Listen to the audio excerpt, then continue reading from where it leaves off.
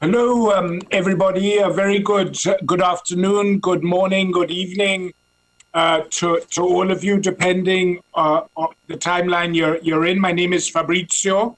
I'm the advisor to the Secretary General, and my team and I have been working on coordinating the roadmap on digital technology that was launched today. We're very grateful to have you with us. We're just on standby for the Secretary General, who will open this session, but who is caught up in another meeting and so is slightly delayed. Let me just say a few words. We have a very distinguished lineup of speakers today, and we will also have the opportunity for many of you to make statements and questions. Of course, like all these events, it all seems to be boiled down to the very sophisticated digital skill of managing the mute and unmute button. And I would ask for your indulgence in helping us get that right. Before the Secretary General joins us, I can perhaps say two words of background. This roadmap that is being launched today is the subject of really, literally years of consultation.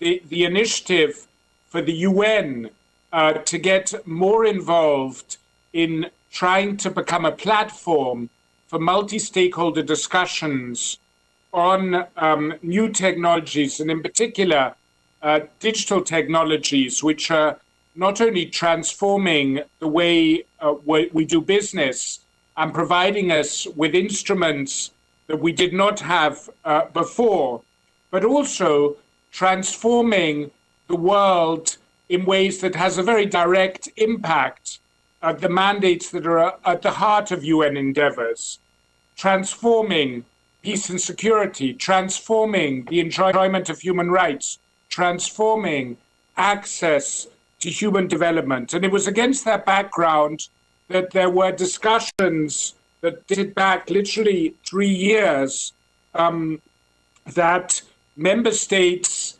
a series of people from industry, from academia, from civil society, sought for the Secretary General to have a greater role in proposing to the community, to the global community, how we can better come together to maximize the benefits we draw from these technologies while doing better at curtailing the harm. And so the Secretary General, based on the initiative of a number of member states and others, had a high-level panel under Jack Ma, Melinda Gates, but with people from 22 other countries and very varied backgrounds and age groups. And then we had another intense round of discussions on what the high-level panel recommendations, and that led to the formulation of the roadmap that we released today. So without further ado, those were my 2 words on background. I would like to give the floor to our Secretary General, Antonio Guterres, for some opening remarks. We are very fortunate that the Secretary General will be able to stay with us for about 30 minutes. So, Mr. Secretary General, if I could hand you the floor, sir. Thank you very much, Excellencies, distinguished participants, dear friends. The world is shifting from analog to digital technology at a faster pace than we could ever have predicted. This creates both vast promise and some peril. The COVID pandemic has magnified the many benefits and harms of the digital world. Technology is enabling the life-saving work of healthcare providers, allowing businesses to operate remotely, educating our children and connecting us with friends and family. But we also have seen technology gravely misused. Hate speech, discrimination, and abuse are on the march in digital spaces. Misinformation campaigns put health and lives at risk.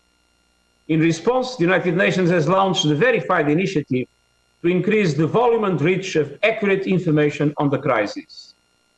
Life-threatening cyber attacks on hospital systems threaten to disrupt life-saving care. We are at a critical point for technology governance. Digital connectivity is indispensable, both to overcome the pandemic and for a sustainable and inclusive recovery, but we cannot let technology trends get ahead of our ability to steer them and protect the public good. If we do not come together now around using digital technology for good, we will lose a significant opportunity to manage its impact, and we could see further fragmentation of the internet to the detriment of all. Excellencies, dear friends, this is the backdrop to the roadmap for digital cooperation that we are launching today. The roadmap is a guide for a multilateral, multi-stakeholder way forward in the age of digital interdependence. Building on the report of the high-level panel on digital cooperation, it sets out 8 areas where we can come together and pursue the imperative for global action on digital cooperation. The overriding aim of the roadmap is to connect, respect, and protect people in the digital age. The United Nations will be a facilitator and a platform, mobilizing partnerships and coalitions between governments, citizens, civil society, academia, and industry. This diverse panel of distinguished speakers exemplifies the inclusive approach we need. Allow me to suggest what some of the first steps could be. First, on universal connectivity. We must convene leaders in connectivity to establish baselines, targets, and metrics for connectivity and affordability, and then to support emerging efforts and develop new financing models. Together, we can achieve the target of ensuring that every person has safe and affordable access to the internet by 2030. Second, digital public goods. We need a concerted effort, a global effort from member states, the UN system, private sectors, and others to promote open source software, open data, open AI models, open standards, and open content that adhere to privacy, applicable laws, and do no harm. This is a vast potential to help us achieve the Sustainable Development Goals. Third, digital inclusion efforts that reach all, including the most vulnerable.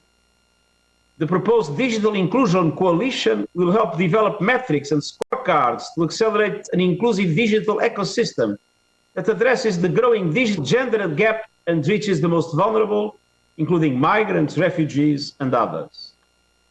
Fourth, digital capacity building through expanded training programs and support.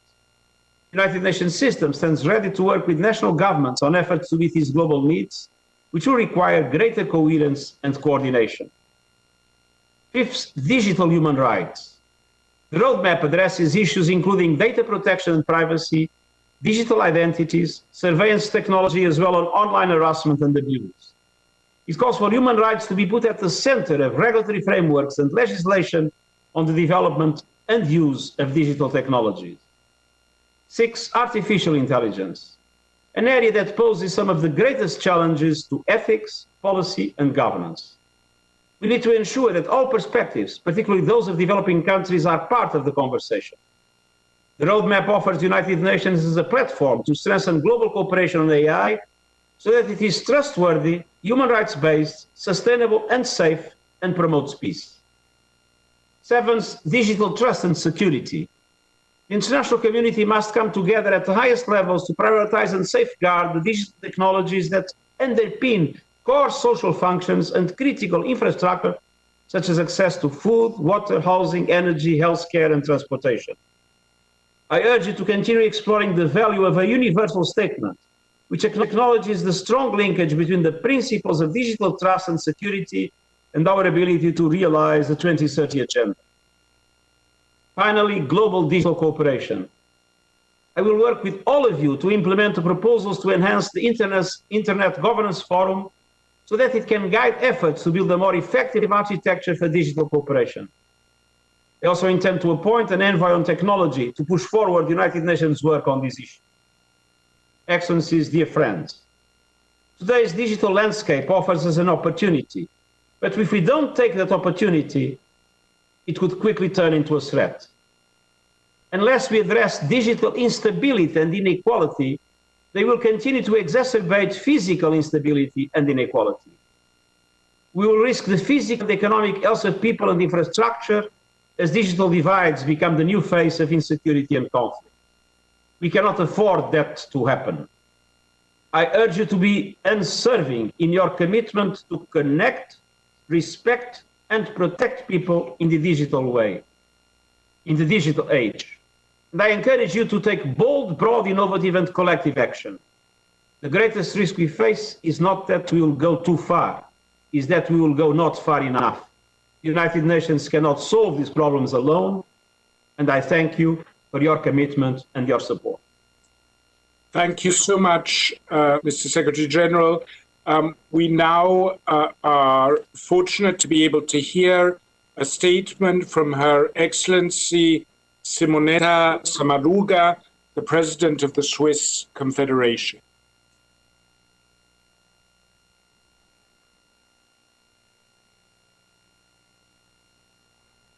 Your Excellency, Mr. Undersecretary General, Excellencies.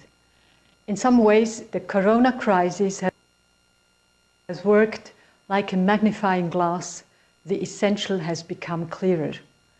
We saw how important it is to have access to trustworthy information and how important independent journalism is for citizens, given the spread of misinformation online. The crisis has also acted as an accelerator for digitalization. In only a few months, many of us have learned to deal with online conferences, homeschooling, and other digital tools that many have not been using before. We know that technology in itself is neutral. Whether its effects are good or bad depends on the intentions of the people using it. Good intentions open up many opportunities to achieve the UN Sustainable Development Goals. Digitalization not only offers useful tools to combat the spread of the coronavirus and mitigate against its economic impact, digital tools are also used in the fight against global warming. Smart technology can save energy and avoid wasting resources. In agriculture, technology can help to detect disasters at an early stage. Unfortunately, there are other intentions.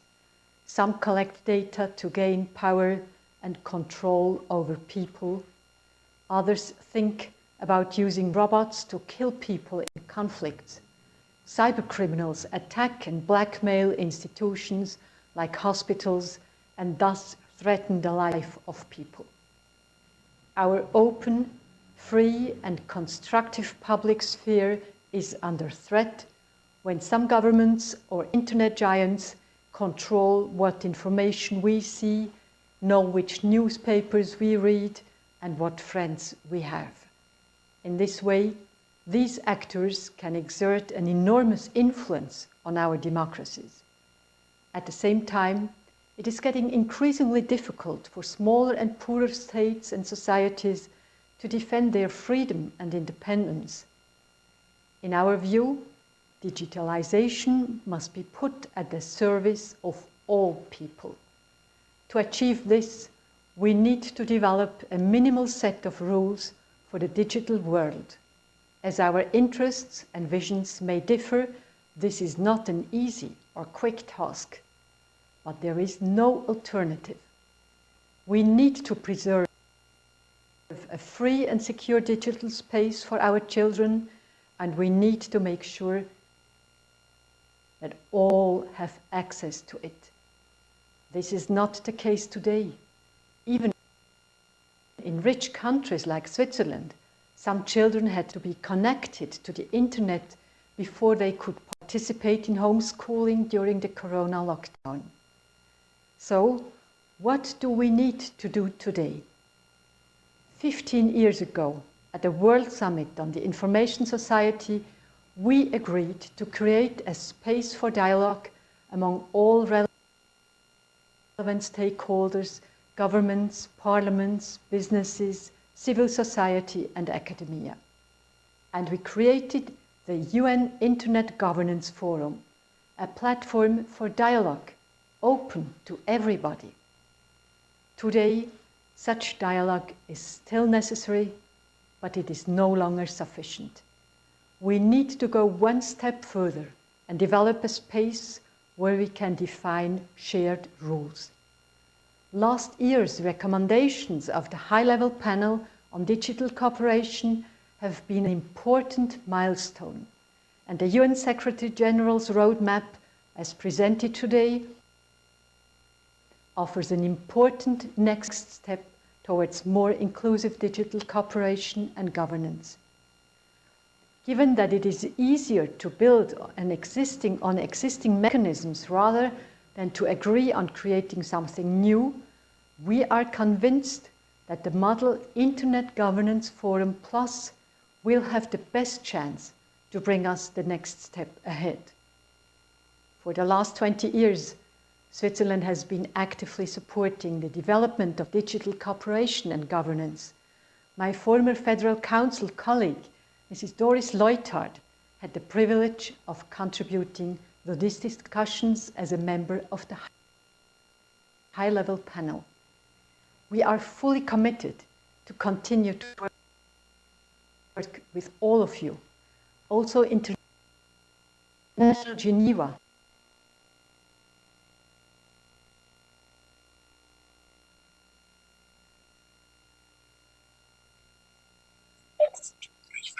Das ist nicht gut, gar nicht. Das hatte ich jetzt winzig nicht.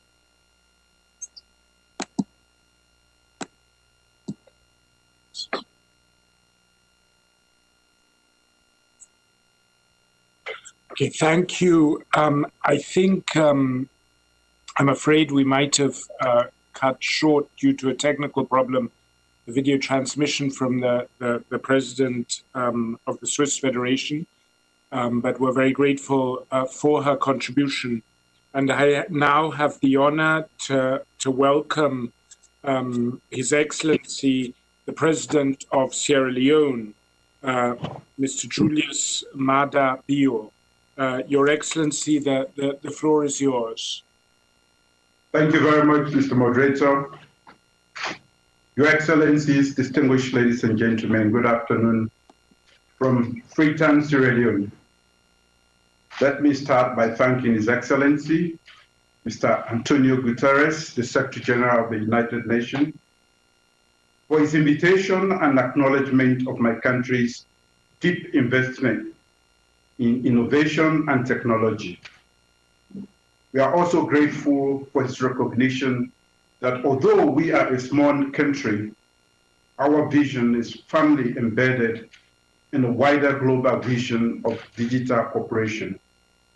In Sierra Leone, we are wrestling with challenges that are not unique to other countries in Africa. We are working to develop our digital infrastructure and connectivity, and we believe that with this, we can further enhance digital penetration.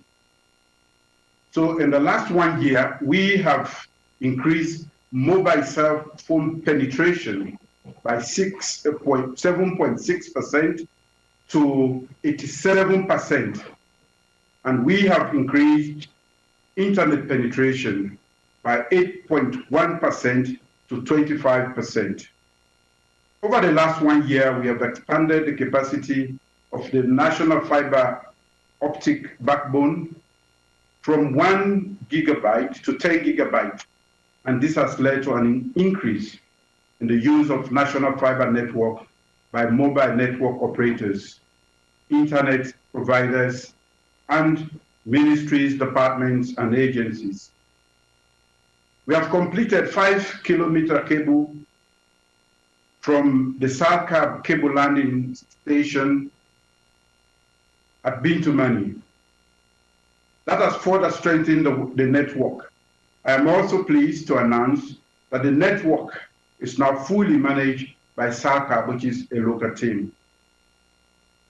We will build on this over the coming years as we seek to roll out National Fiber Backbone Phase 2 that will cover 14 new towns.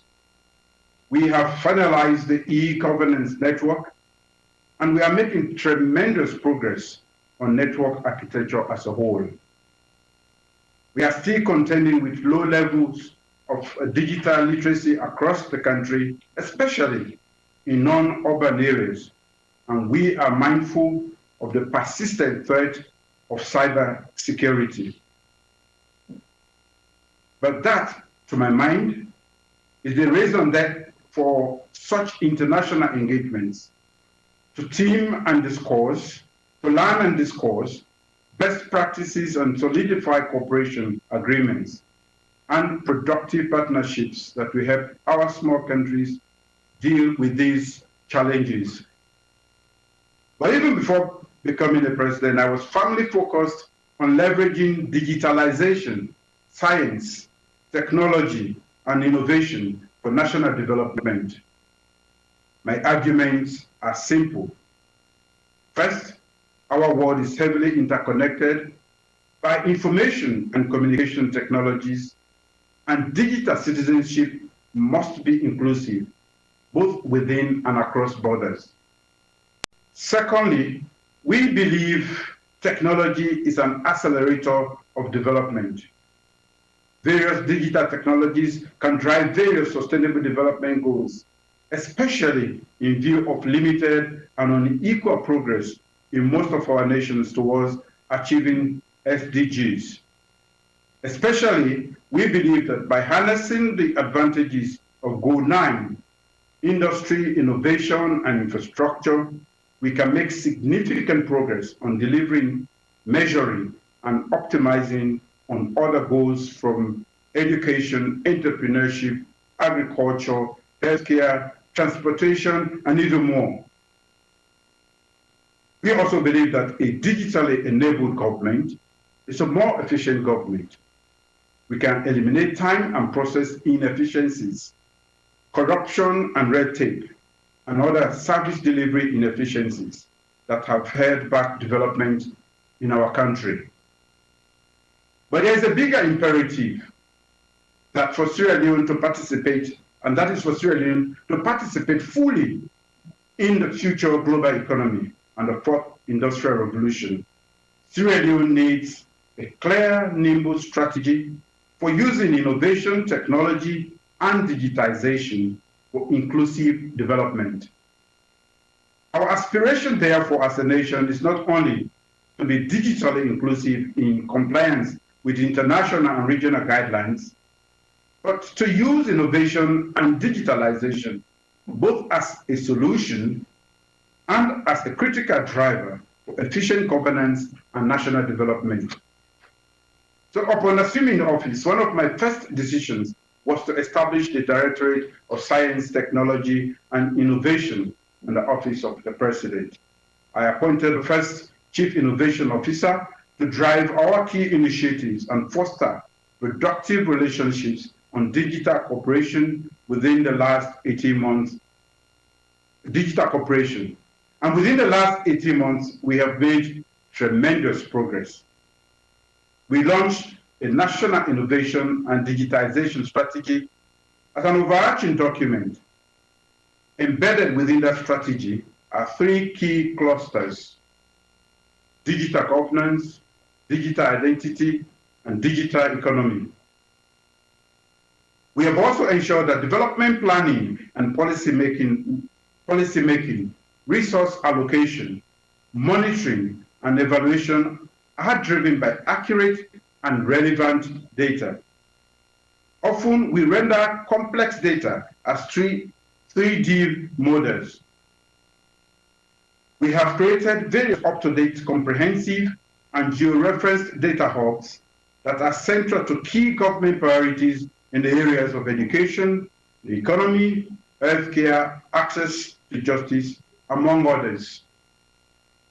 We are also increasingly using digital technology and innovation for automating governance processes, budget processes, revenue collection, etc.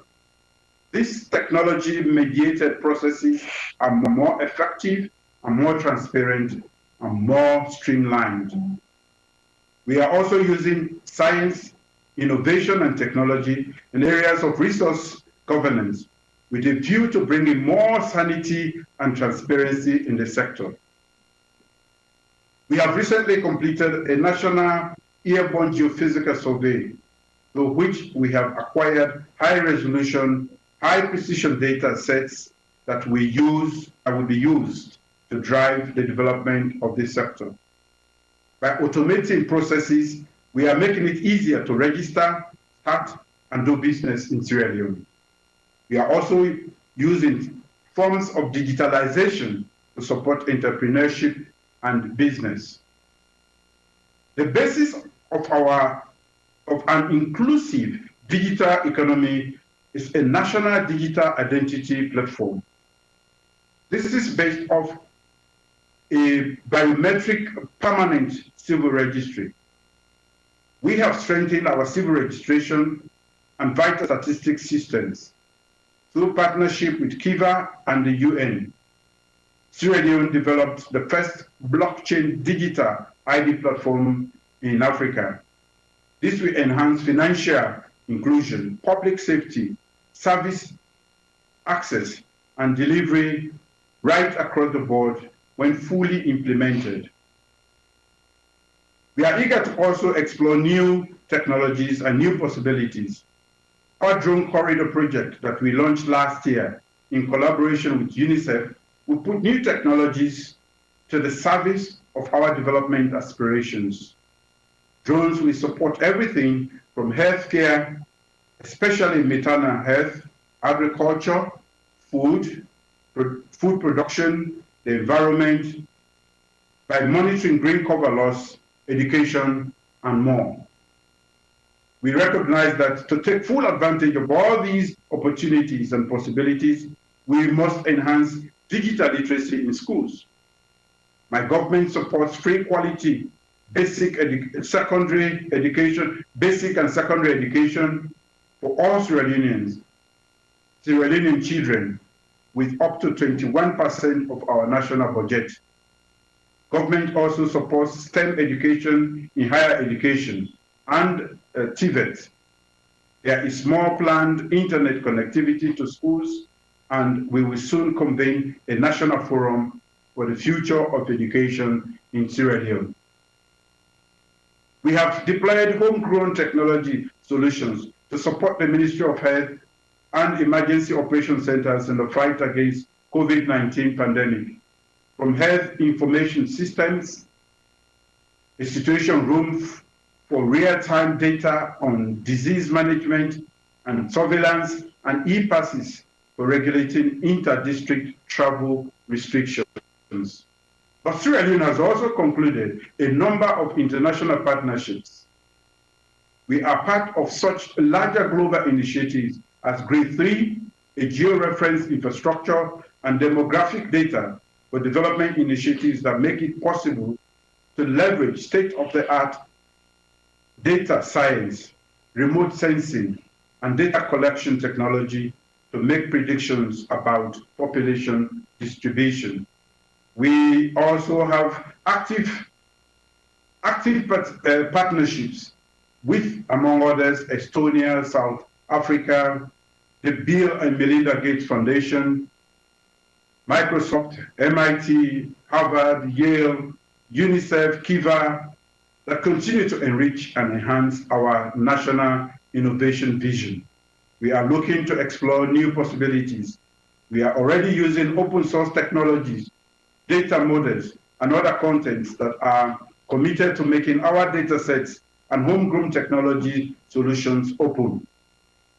We are open to partnerships and cooperation in the overcoming challenges of infrastructure and inclusion highlighted at the beginning of this presentation.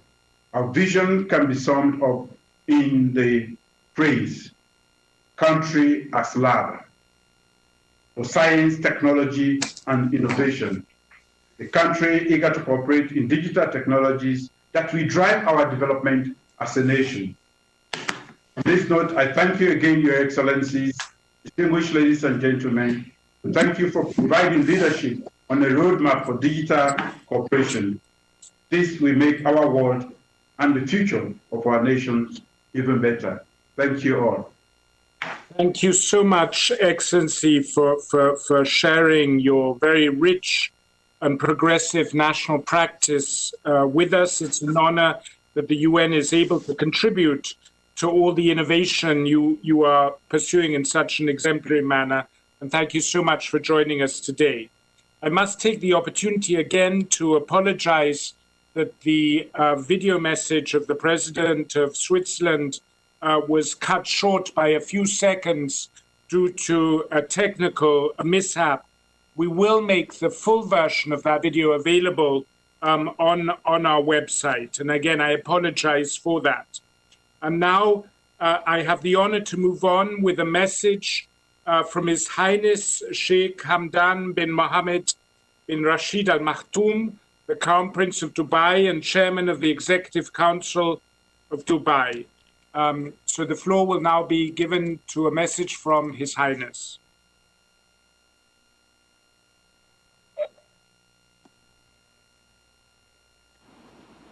Your Excellency, Antonio Guterres, Secretary General of the United Nations. Your Excellencies, distinguished guests, ladies and gentlemen. I would like to start by congratulating the United Nations, led by Your Excellency, on the launch of the Roadmap on Digital Cooperation. This important initiative will increase cooperation between governments and encourage support for the private sector, international organizations, and individuals around the world.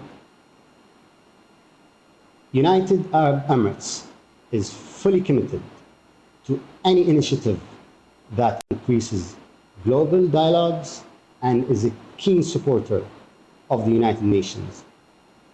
I would also like to express my solidarity of those suffering from the health, social, and economic impact of COVID-19, and to the families of those who have lost their lives because of this global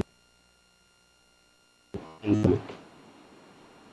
In the last 3 months, the world has witnessed a phase in history that will be discussed in history books. We have witnessed tremendous challenge and vast progress at the same time. And we have all seen the problem of not making our governments, system, and policies agile and ready for any upcoming disruption, whether it's good or bad. One lesson that I would like to share with you all today is the importance of investing for the future, investing for what is to come, not what is already here. The government of United Arab Emirates, under the leadership of His Highness Sheikh Mohammed bin Rashid Al Maktoum, has invested for 20 continuous years, which enabled us to continue operations 100% in the public sector with virtual work measures. The pandemic has also highlighted to all of us that we must not operate in isolation, that no country is better off on its own. If there were a time that we needed to focus on building bigger, stronger, and more resilient bridges, it is today. There are still many opportunities for us to push forward digital cooperations. More than 46% of the world is still offline, and we need to accelerate the effort needed to connect nearly half of the world. Through this pandemic, we have seen that it is possible for us to accelerate the progress of any issue or task. Governments globally pushed 3 years' worth of development to be done in the past 3 months, so we know that it is possible. We are also seeing the beginning of new challenges and new conflicts ones that will never seen in the physical world until after the damage is done. I would like to conclude by sharing a model of thinking that we use in Dubai, one that is even more relevant today for every individual organization and government. In the UAE, we are committed to always disrupting ourselves and have a thought process that always requires us to shape the future today. We know that disruption is coming, and the need of accelerate our development ensures that we keep moving forward and that we leave no one behind. On behalf of the people of the United Arab Emirates, we welcome the United Nations efforts on bringing the international community together for a better future. Stay safe, and I look forward to seeing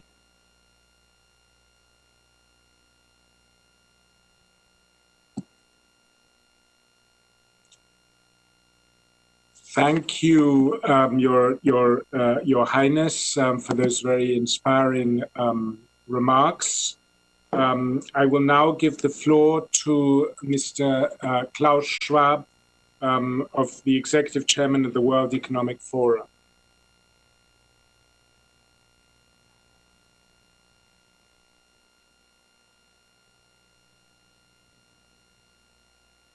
Thank you for this opportunity to address this community at this very important meeting. We, the World Economic Forum, greatly welcome the launch of this roadmap and share with Secretary General Guterres and Special Advisor Hochschild the feeling of great urgency for increased and improved global cooperation. COVID-19 has irrevocably changed our world. So many of us had to learn how to live differently, to learn how to work, socialize, shop, and collaborate differently. And we are doing all of this online. Since the onset of the corona crisis, internet usage has increased by 70%. The use of communication apps has increased by 300%, and virtual collaboration tools by 600%. And some video streaming services have grown 20-fold. This is only true for those who are connected to the internet. However, today, 30 years after the invention of the World Wide Web by Sir Tim Berners-Lee, this stands at just 53% of the world's population. Many individuals and populations in emerging economies around the world are now facing the impact of COVID-19 without the benefit of the connectivity that all of us take so much for granted. Of the 25 least connected countries in the world, 21 are in Africa. And the gap between those who are connected and those who are not is so dramatically felt today. The World Economic Forum developed a joint action plan together with the ITU, the World Bank, GSMA, and our industry partners. It highlights key immediate actions for private-public collaboration to ensure that digital connectivity is available and expanded to those who need it most. This has already been shared with 170 countries and is in active use. This fast-track partnership is deeply encouraging. A number of our partners have highlighted that we have made more progress in the last 4 months than in the last 10 years. Technology has been a critical weapon also in our fight against COVID. In April, the World Economic Forum established the COVID Digital Response Network, which has already compiled a compendium of over 90 lighthouse examples of how technology can be used to respond to the COVID crisis. In the Great Reset process, the Forum is undertaking to shape the post-corona era. We have to pay also special attention to the SMEs. Small businesses, which make up 40 to 90% of GDP in economies around the world, are facing today a struggle for survival. The ability for small businesses to have access not just to affordable quality connectivity, but to common digital services such as digital identity, security, and digital financial tools, which will be critical to their success. The ability of this community of small and medium-sized businesses to secure their livelihoods will have a tremendous impact on social resilience and cohesion in every country. As we advance our collaboration and establish our shared global priorities and roadmaps, I offer you 5 thoughts to guide our collective efforts. First, we must be ambitious. The time for incremental change and growth of digital access is over. We must highlight the critical nature of this challenge as foundational to so many others. And we have to bring those who care about education, health, climate, equality, and growth to also be the champions in our mission to bring connectivity to all.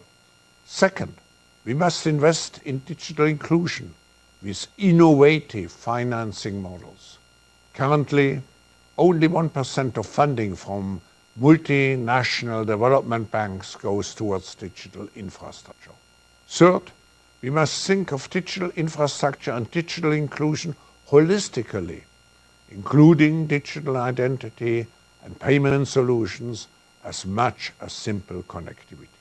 Fourth, success will only be possible through deep, sustained, cross-industry and private-public partnership to ensure both affordability for consumers as well as sustainable economic and fiscal models for continued service provision.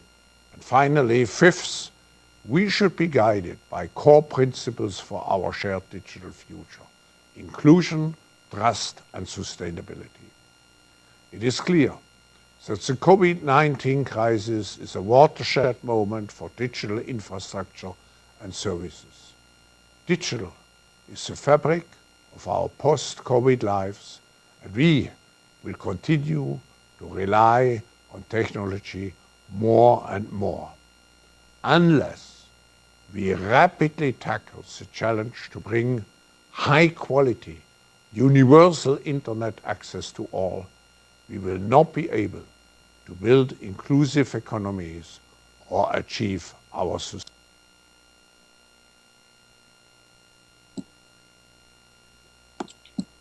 Thank you. I'd like to thank the World Economic Forum for that statement for us from their executive chairman, Mr. Klaus Schwab, Professor Klaus Schwab.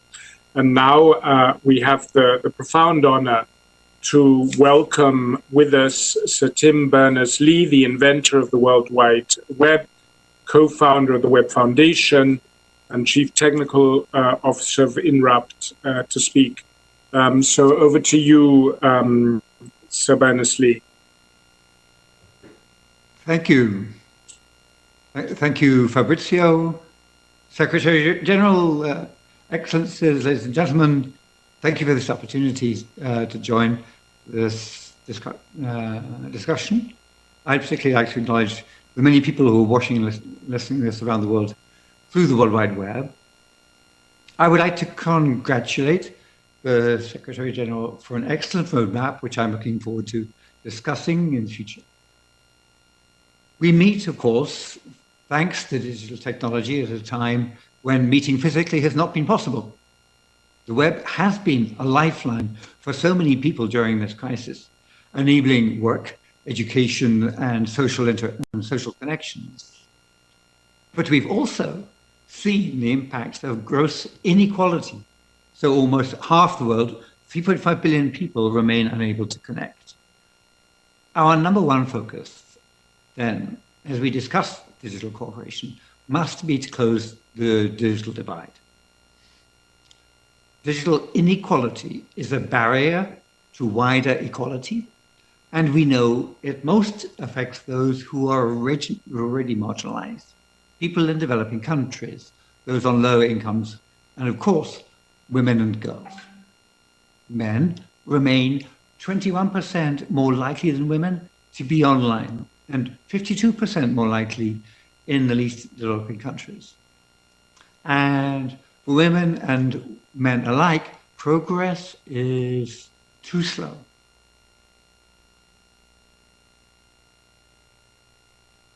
This year's Sustainable Development Goal 9C for universal access was a good target, but we are going to miss it by a long way. Only through enhanced cooperation can we speed up progress and get everyone connected.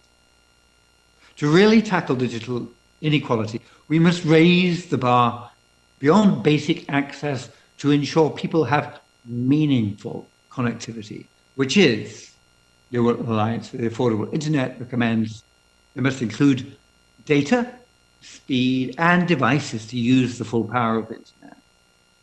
When people do get online, we also want them to find a web that is safe and empowering. We all know that this is not always the case. For instance, the problem of online gender-based violence is growing and must be addressed. For women of color, the threat is even more pervasive. As we connect everyone, we must always steer the technology, as you said, Secretary General, for positive change, towards positive change. My organization, the Web Foundation, has worked with the other stakeholders to develop this roadmap for digital cooperation. Last year, we also launched our own Contract for the Web, a global plan of action for governments, companies, and civil society to deliver the web we want for everyone. And I'm pleased to see that the roadmap highlights the Contract for the Web as one of the important multi-stakeholder efforts for addressing rising threats in the online world. So far, 1,300 organizations have endorsed the Contract for the Web. We are currently developing ways for contract endorsers, governments and companies especially, to demonstrate how they are actually living up to the commitments that they've made to achieve a safe and empowering web, connecting the unconnected, respecting privacy, fighting misinformation, and building inclusive technologies. We want to encourage best practices in these areas with governments in a race to the top to develop the best national broadband policies to connect all their citizens, and companies competing to combat online gender-based violence. For tech companies in particular, I want to encourage them to build platforms that empower human beings, that redistribute power to individuals, and reimagine distributed creativity, distributed collaboration, and distributed compassion. None of these challenges faced can be addressed in isolation. That is why the work of the UN is so important. I encourage member states and all stakeholders to embrace the Contract for the Web, to work together under the umbrella of the UN and of the Roadmap for Digital Cooperation, and focus on a better, fairer, and more inclusive digital future. Thank you for your attention. Thank you so much for those inspiring words and for your work that has inspired us throughout our endeavor. I'd now like to hand the floor to Mr.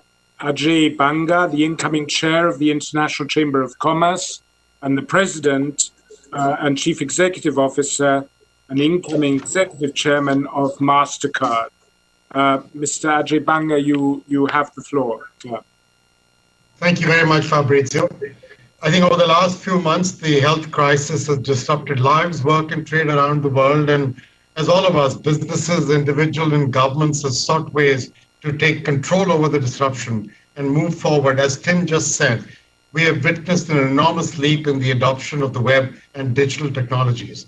But like him, we believe that these solutions, from virtual classrooms and video chats to digital payments and disbursements, they've played a key role in mitigating the already heavy human and economic toll of the crisis. And I think the Secretary General's roadmap is prescient, because while we still cannot fully predict what the new normal will look like, one thing is clear: achieving meaningful universal connectivity will be a vital component of a post-COVID recovery. And none of that will happen if we don't also close the gap between those who have access and the opportunities that come with them and those who do not. So I think we all agree we must close the digital divide. The first step is to build and provide the digital infrastructure as well as the tools and the capacity to use it, as Tim so eloquently argued. But the next steps, however, are equally important. And the first one to me is to create and implement a universal ID.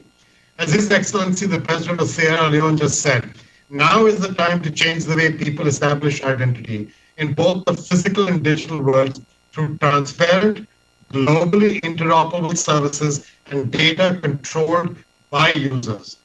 We might build the digital infrastructure, but without a universally recognized form of identification that works online, access to that infrastructure will be locked and people will not be able to get in. We have examples of this. We ourselves at Mastercard are piloting one solution of this type with many partners, Microsoft and Samsung, and the Australian government in Australia. Or the International Chamber of Commerce has the AOK Pass that verifies immunization records and COVID-19 test data without compromising privacy and without sharing personal medical information. A second point here is to redefine the rules for cybersecurity to create the combinatory effects of layered defenses. Cyber threats pose tremendous and growing risk, and there's a critical challenge that could undermine any advancement toward digital inclusion. Now is the time to focus on protecting the entire digital ecosystem and a global population of users rather than discrete parts of the system. Now, this is not a capability we have to build from scratch. As an example, the Cyber Readiness Institute here in the United States is just one program ready to help. It approaches this issue from the position of helping one of the weakest links in the chain, small businesses, with the tools they need to be cyber ready. Our goal here has to be one that brings these efforts together in ways that protect the entire system. And third, to develop policy and regulations that support innovation and collaboration. Digital innovation, insight-driven evolution, and overall growth require a flow of information.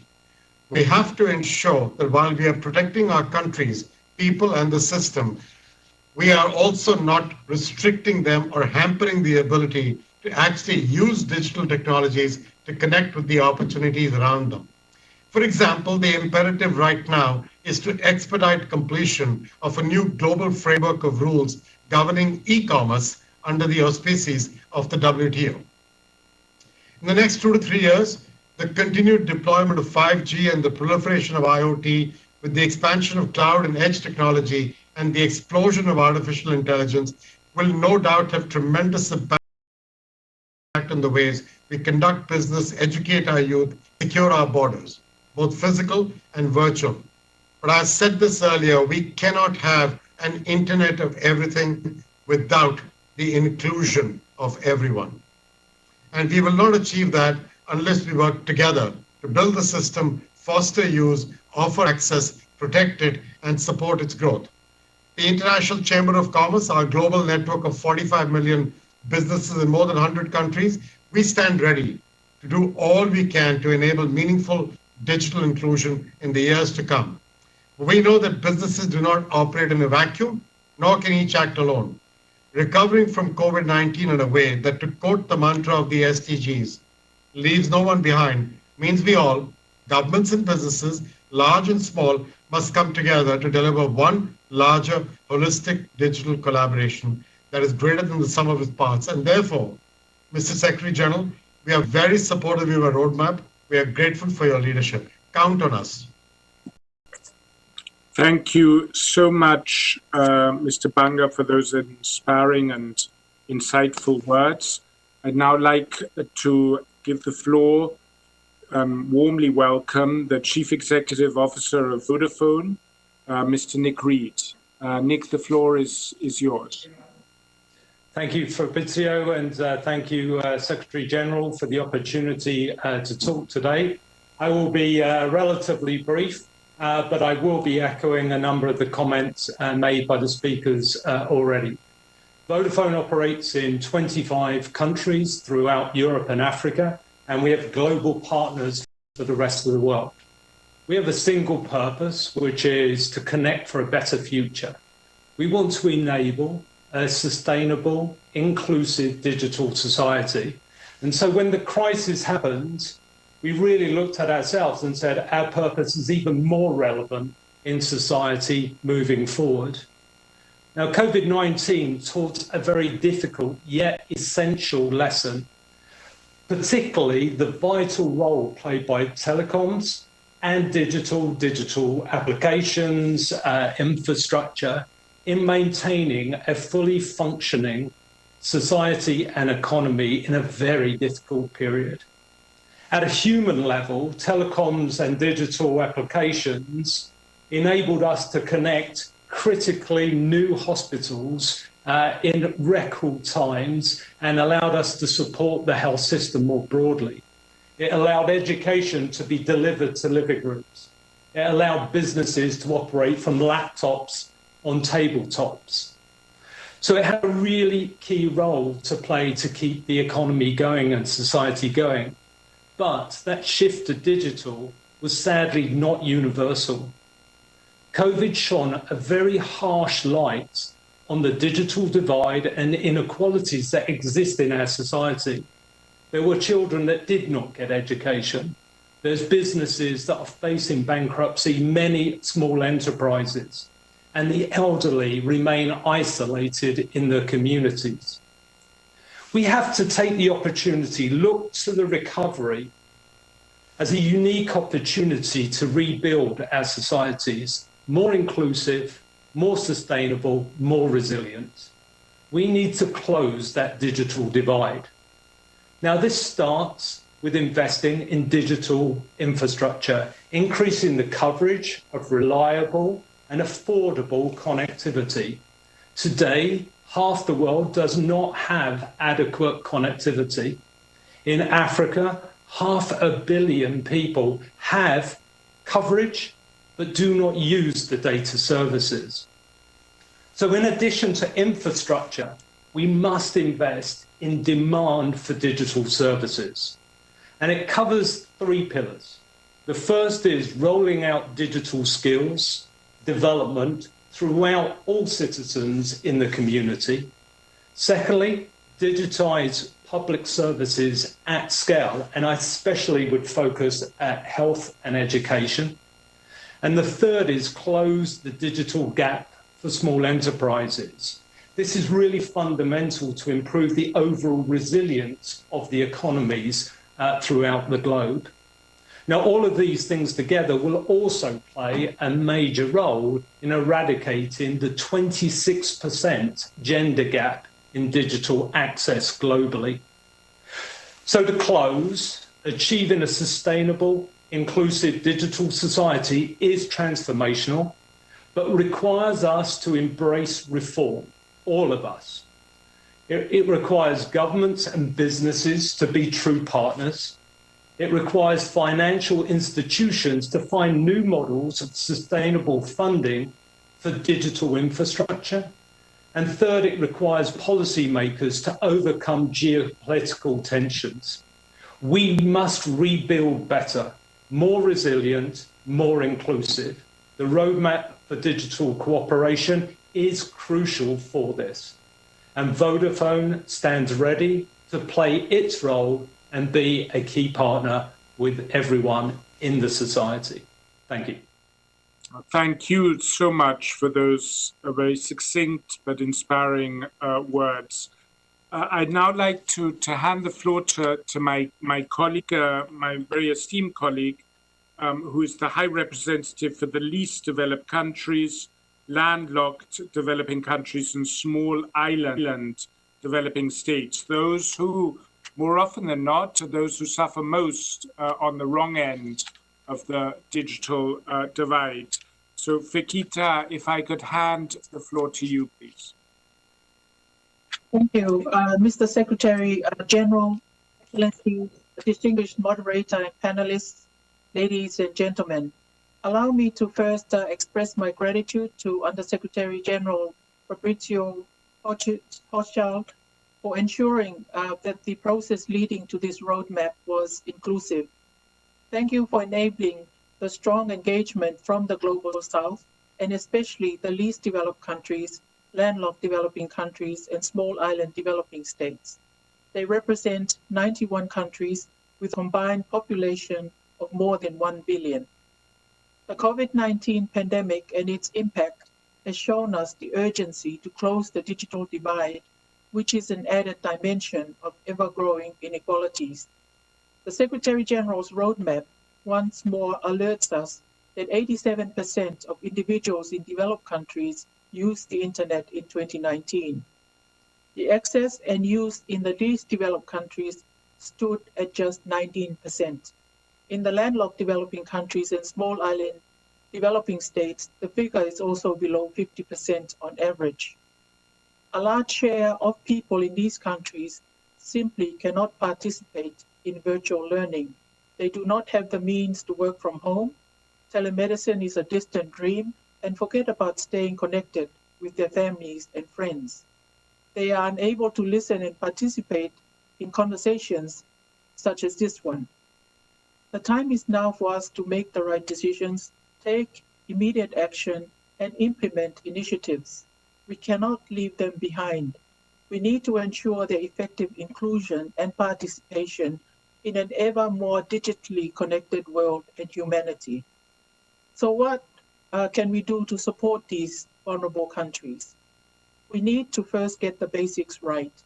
We need to do so because we know that to connect digitally with the world is not a luxury, but a precondition to attaining sustainable development and to address climate change.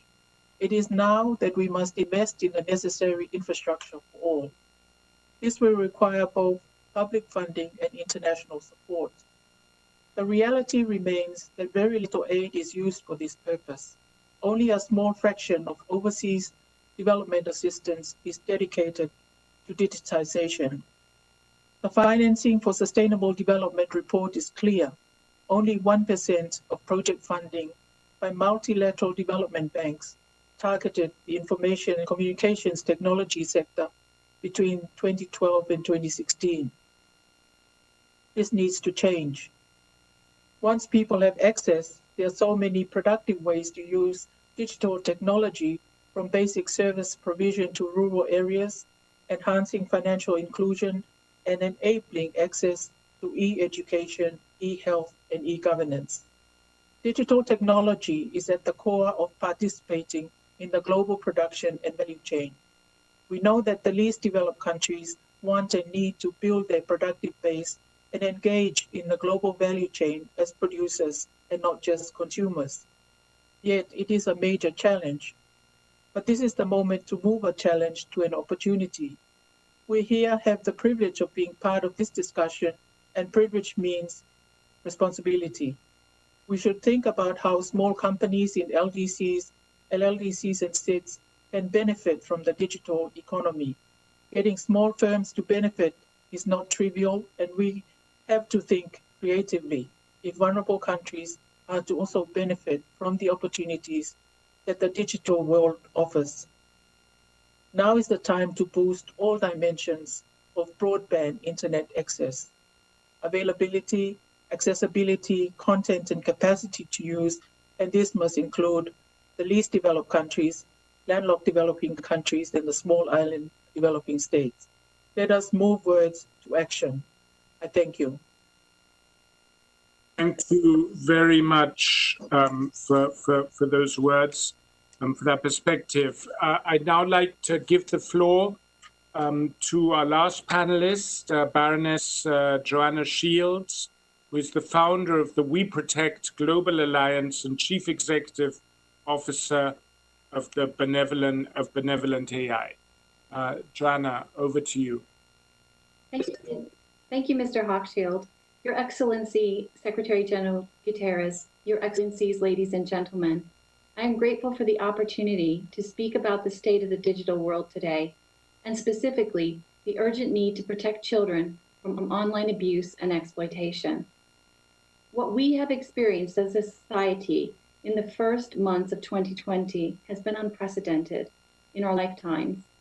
As the pandemic raged through our communities and lockdowns were enforced, digital connectivity uplifted us, keeping our friends and families close, our businesses operating, and thankfully, our children occupied. But what you may not be aware of is that during this time, another pandemic was attacking children from within their own homes. Child abuse and online sexual exploitation have exploded during this crisis. The rise of unsupervised screen time, coupled with the normalization of young people sharing sexually explicit images of themselves with strangers, has made them vulnerable to predators. It is estimated that at any given moment, there are 750,000 offenders looking to exploit and abuse children online. Moreover, the stress and isolation of COVID-19 has increased the risk of those who have a sexual interest in children to act on their impulses. In the US alone, the National Center for Missing and Exploited Children registered a 106% increase in reports of suspected child sexual exploitation. This is on top of the 70 million cases of child abuse material reported in 2019, which represented a nearly 50% increase over 2018. When COVID-19 emerged, we shut down the entire economy to stop it from spreading. We made trade-offs. That's what society does in times of crisis. So why is it that when it comes to the protection of children from online sexual exploitation, a global health emergency in its own right, we don't take equivalent actions? Child sexual material is no longer relegated to the dark corners of the web. Every app and online platform that allows users to post and share images and videos is a recruitment target. Live stream sexual abuse of a child, even infants, can be accessed online for as little as $15. And yet internet platforms and device manufacturers continue to allow criminals to hide behind anonymity and obfuscate their crimes.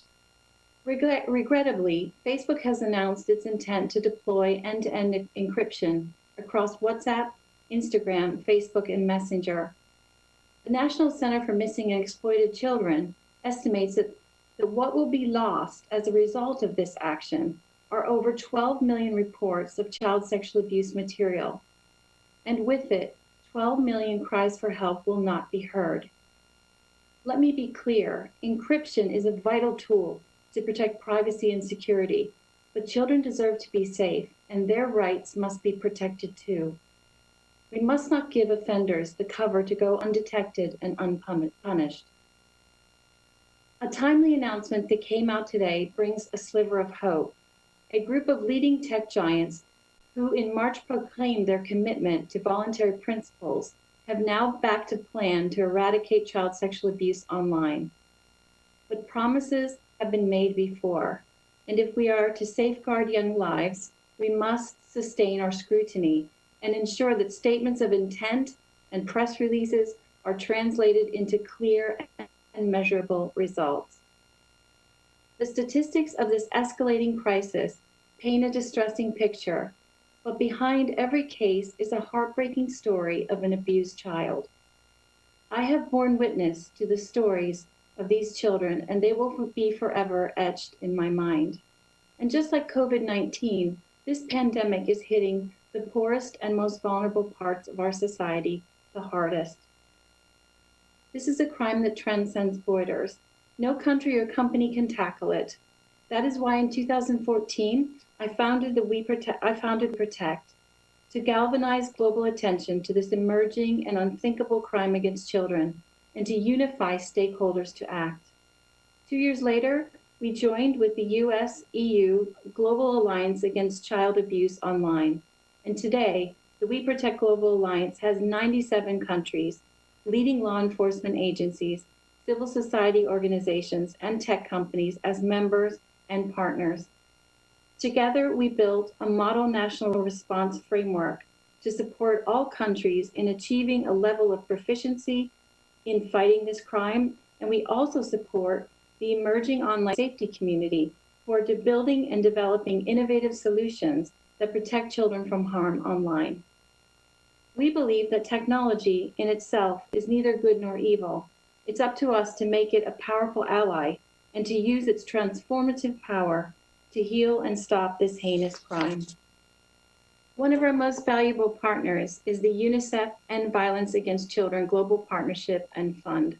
I had the pleasure of launching the EVAC Fund back in summertime 2016, and I'm so proud of the work they have done. While We Protect serves as the global coordinator of all stakeholders involved in the fight against child sexual exploitation, the EVAC Fund deploys targeted investments to strengthen national, regional, and global capabilities. Most recently, we aligned in response to COVID-19, and what we accomplished together is a testament to the power of constructive digital collaboration. I am grateful for the acknowledgement of EVAC's work in the UN Secretary General's Roadmap for Digital Cooperation.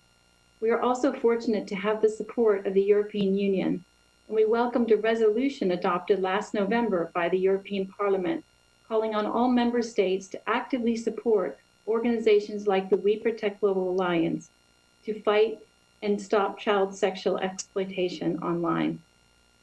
I come to this forum with over 30 years of tech industry experience, having served as a senior executive at Google, Facebook, AOL, and also in government as the UK Minister for Internet Safety and Security. And what I have learned is that technology fused with human intelligence and compassion can help transform society to remake and renew the world. Indeed, at Benevolent AI, where I now serve as CEO, we build technology that harnesses the power of all the world's biomedical data to enable scientists to discover life-changing medicines.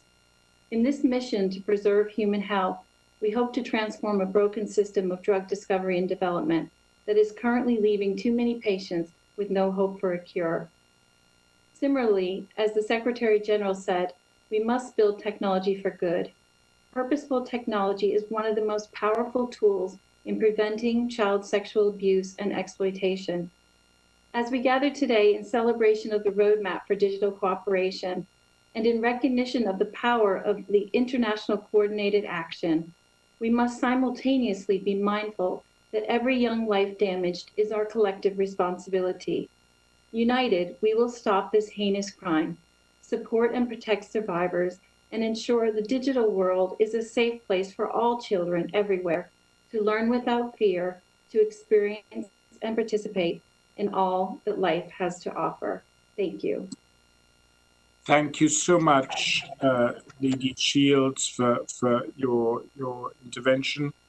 Very inspiring. And of course, this is one of the areas where I think the lack of governance is most apparent. Of course, the need to get rid of anything harmful to children online is a pretty universally shared value across the world, and yet harmful content to children has multiplied. So there's clearly a deficit there that we cannot explain away by different mindsets or different cultural norms or different attitudes between states. So we hope very much that the Secretary General's roadmap will be part of an effort to improve humanity's performance in that regard to make our children safer. With that, I'd now like to hand the floor to Mr. Andrew Sullivan, who is the President and Chief Executive Officer of the Internet Society. So, Andrew, over to you. Thank you so much. Secretary General, Excellencies, distinguished moderator and panelists, friends and colleagues, if ever there was a time to appreciate all the benefits the internet brings and could bring, it is now. As other distinguished panelists have noted, even a few years ago, a gathering like this online would have been unthinkable. In the ongoing pandemic, millions of people have been able to work and to maintain their social bonds, no matter whether separated by distance or illness. The internet, too, is a means by which totally justified cries for racial justice are echoing around the world today. The internet is a deeply human technology, built by people collaborating to make it so that people could collaborate better. More internet, more collaboration in a virtuous circle. That's the good news. But the bad news is not everybody has access, and therefore I welcome the way the Roadmap for Digital Cooperation emphasizes the need for connectivity. We at the Internet Society agree that it is an urgent need. It's something we work on every day, and we are keen to help. The world also needs to create and assert a common understanding of the importance of internet infrastructure and how it can help all people. If we are to have any hope of listening to and hearing the voices of people who are today excluded, the first thing we need to do is to include them. Early in the days of the pandemic, some suggested that the internet's decentralized nature might make it incapable of dealing with the new demands. Instead, the internet design worked. It is the centralized, tightly controlled networks that have struggled. The internet way is to use simple building blocks and to make complex systems out of those blocks. Experience tells us this approach works very well. And so the internet way is the best way to connect us all so that we can learn from one another. Now, of course, the internet presents some challenges. It is too often used as a means to promote racial hate or false information or abuse or crime. But while admitting those challenges, we must keep in mind how well the architecture of the internet has proven itself and how people have benefited. And we must build on those strengths. This means understanding that the distributed, decentralized design of the internet is what worked in the current health crisis, so we need to resist calls for centralization or regulations that are not fit for purpose. It means making sure that the people who want connectivity can be involved in building it so that it meets their needs. It means acknowledging that seemingly simple solutions to address one problem on the internet can create possibly worse effects elsewhere in this complex system. And it means ensuring secure connectivity for everyone, because insecure systems for some means an insecure internet for us all. There are, as the roadmap notes, legitimate concerns underlying the need for encryption. Sometimes those concerns can only be addressed with strong end-to-end encryption. When pandemic came, the internet was ready. Many traditional governmental systems were, alas, not. And there is a lesson to be learned here, I believe, when thinking about the future of digital cooperation. The words of Kofi Annan, former UN General Secretary, shared 15 years ago still resonate. In managing, promoting, and protecting the internet's presence in our lives, we need to be no less creative than those who invented it. Clearly, there is a need for governance, but that does not necessarily mean that it has to be done in the traditional way for something that is so very different. Digital cooperation and ensuring that everyone is included in that cooperation is necessary so that all of humanity, and not just a few, can receive these human benefits. Let us make sure together that the internet is for everyone. Thank you, and stay safe all. Thank you so much, Andrew. And let me just emphasize that sentiment that we need to be as inventive and decentralized in our approaches to ensuring adequate guardrails and adequate policy guidance for digital technologies as the technology itself is inventive and decentralized. And that is very much along the same lines of thinking not only of the former Secretary General, but also of this Secretary General. With that, we now come, the floor is now open for, after those really stimulating opening remarks from across different stakeholder groups, leaders in different stakeholder groups. We now have the opportunity for interventions and questions from the audience. Some have already registered. If anybody would like to register, please do so in the margins. My colleagues will be looking at that space. The first speaker we have is the Minister of Digital Development, Innovation and Aerospace in Kazakhstan, Mr. Askar Zhumagaliev, who is joining us live from Nur Sultan.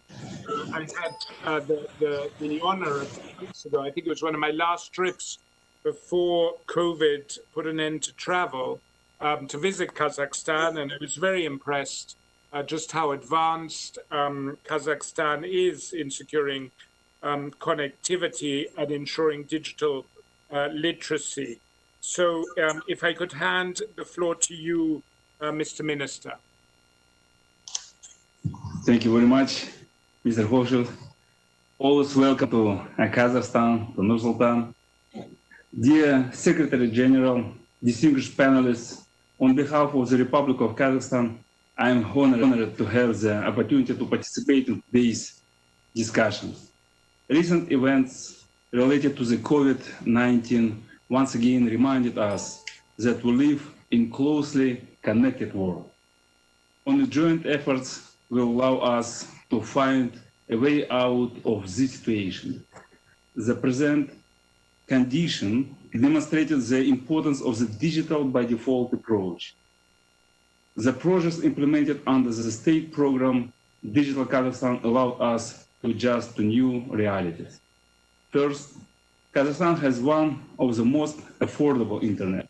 96% of the population is covered with mobile internet access, and we will reach 90% by the end of the 2020.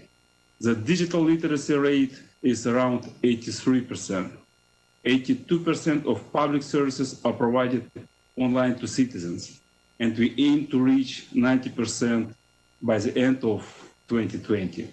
Second, during the pandemic, local IT companies created dozens of new IT solutions in education, healthcare, public services, and others. Doctors and teachers were exempted from fees for the internet. Civil servants were able to transfer to remote work. All initiatives became real by the support of country leadership. Now we see the importance of growing digital. Our further vision is in the development of AI, 5G, data and analytics, and many other aspects. Regarding the roadmap for digital cooperation, we support such initiatives as appointment of tech envoy, establishment of the advisory body on AI, and the Digital Public Goods Alliance. We are also pleased to see that the roadmap encourages multilateral digital partnerships. Moreover, one of the relevant examples of digital collaboration is the GIGA project. It has Kazakhstan's commitment of achieving sustainable development goals. We are ready to contribute to the implementation of the global connectivity principle. Nevertheless, many other landlocked developing countries still face a number of challenges in infrastructure and access to the digital technologies. It prevents LDACs to achieve the Agenda 2030. We underline the importance of the international cooperation in this regard. In conclusion, I would like to deeply thank Secretary General Mr. Guterres and Under Secretary General Mr. Hochschild for the opportunity to speak today.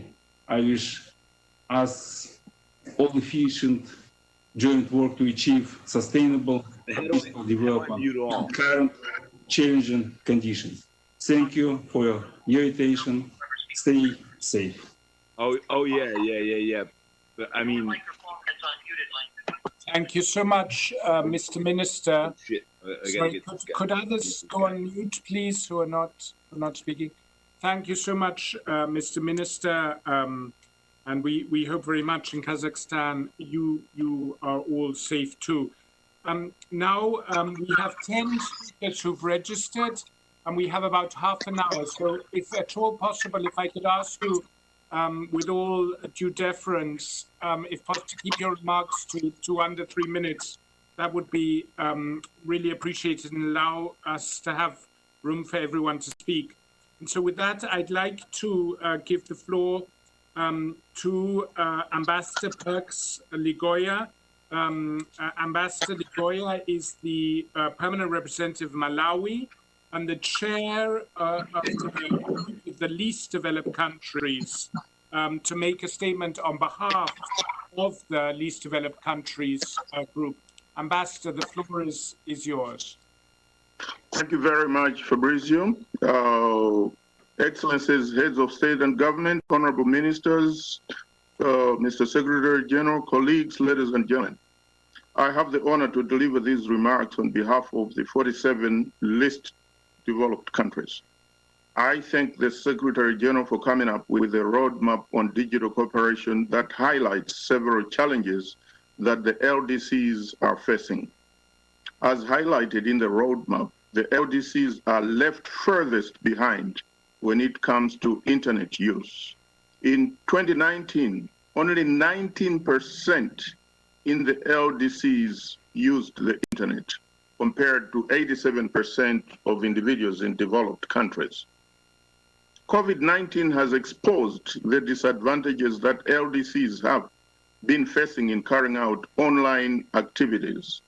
During the lockdown period, advanced economies are using online platforms like these to undertake many of their daily activities. Similarly, digitalization has allowed remote learning for millions of students in these countries.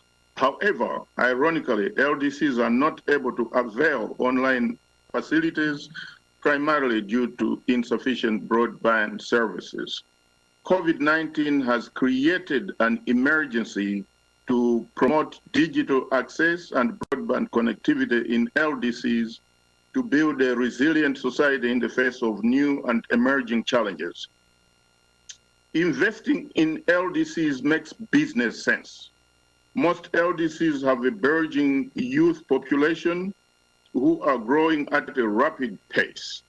This vibrant young population can be an important agent of social change in LDCs if they are provided with opportunities. Thus, the business opportunities are enormous in LDCs.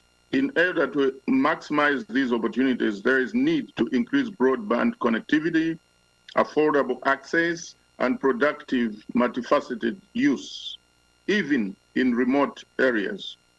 High-speed broadband internet will offer greater potential for harnessing far-reaching development outcomes, including reducing inequalities within and across countries. It is important to ensure that the metrics for measuring digital inclusiveness that are being developed incorporate the needs of LDCs. In addition, LDCs and other vulnerable countries should be involved in the developing of these metrics.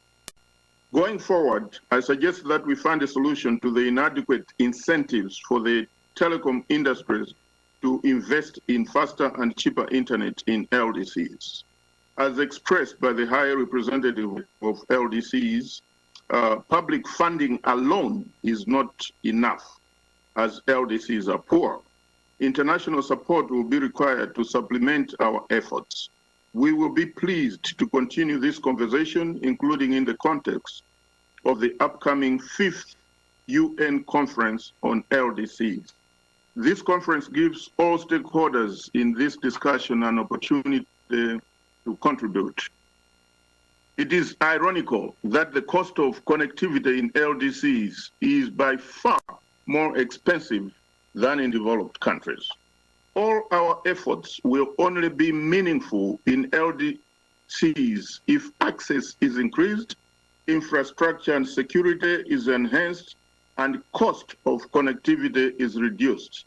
Let us all work towards arresting the ever-growing digital divide and standing up to our mantra of leaving no one behind. I thank you for your attention. Thank you very much. Very insightful comments. And I think the impact we have to connect those most in need in LDCs is really the ultimate test of the validity of our roadmap, the ultimate measuring stick. So we hope to continue working very, very closely with you and the LDC group. And now, if I could hand the floor to another very distinguished ambassador here in New York, the head of delegation of the European Union to the United Nations, His Excellency Ambassador Olof Schwab. Thank you very much, Fabrizio, and dear colleagues. Good morning, or good afternoon, or good evening, depending on where you are. I have to say, it was.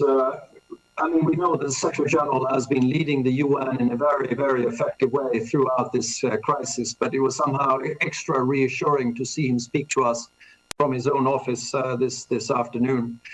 I want to say that, speaking on behalf of the European Union, that we are very much behind the basic tenet behind this report, to protect the global good of the internet.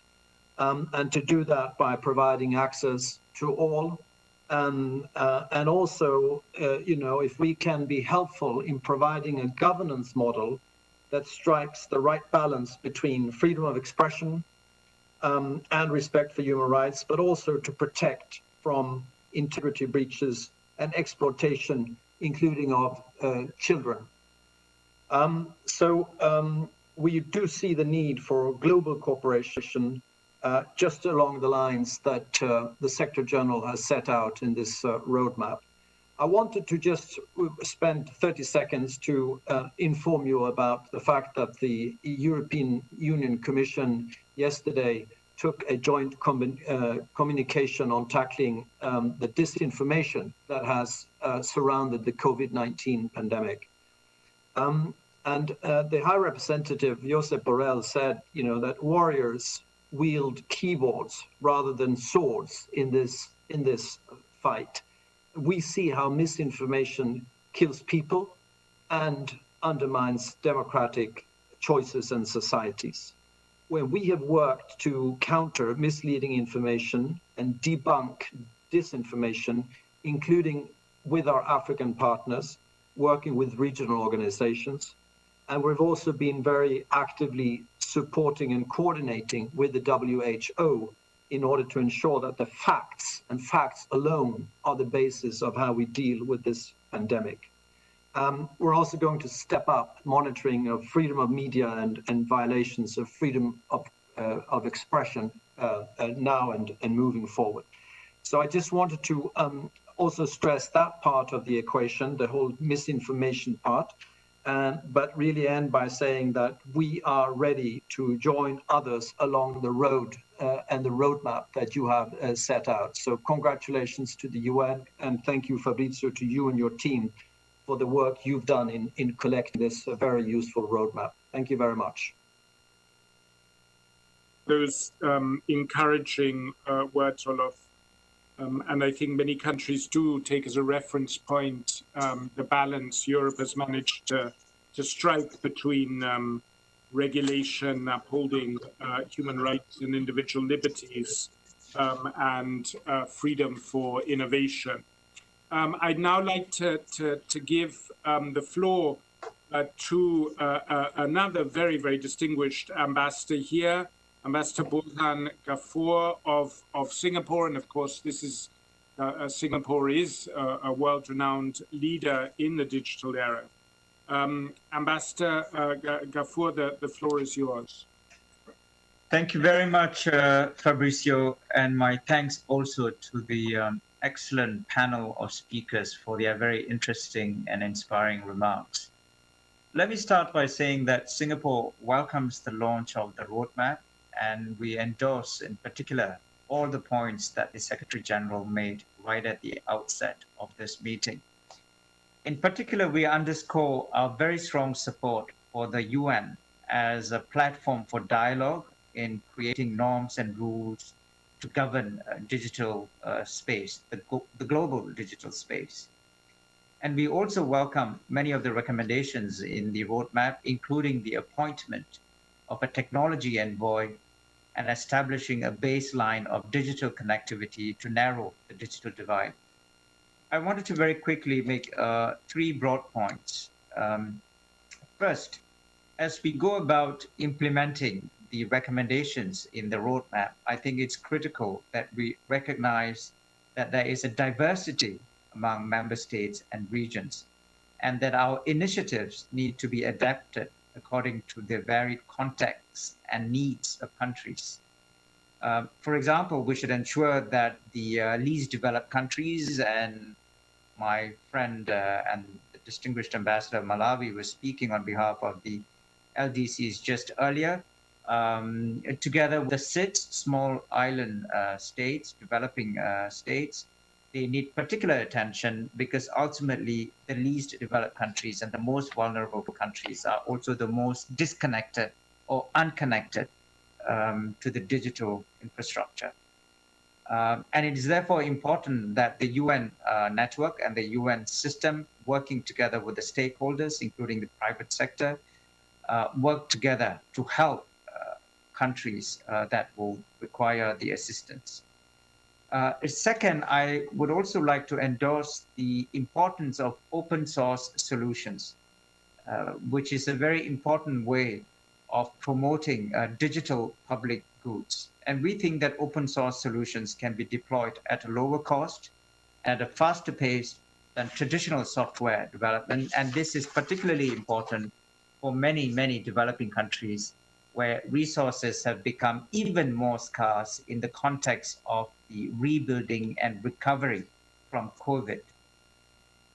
And here too, I think there's a role for the UN working with stakeholders like the private sector and other civil society actors can make a big impact in terms of open source programs that are made available to member states. And the final point I wanted to say, Fabrizio, is that all member states here at the UN need to engage with each other in order to implement the recommendations in the roadmap. And let us all be clear, it is no secret that we are all going through very challenging political times, and there are deep political differences among countries around the table at the UN.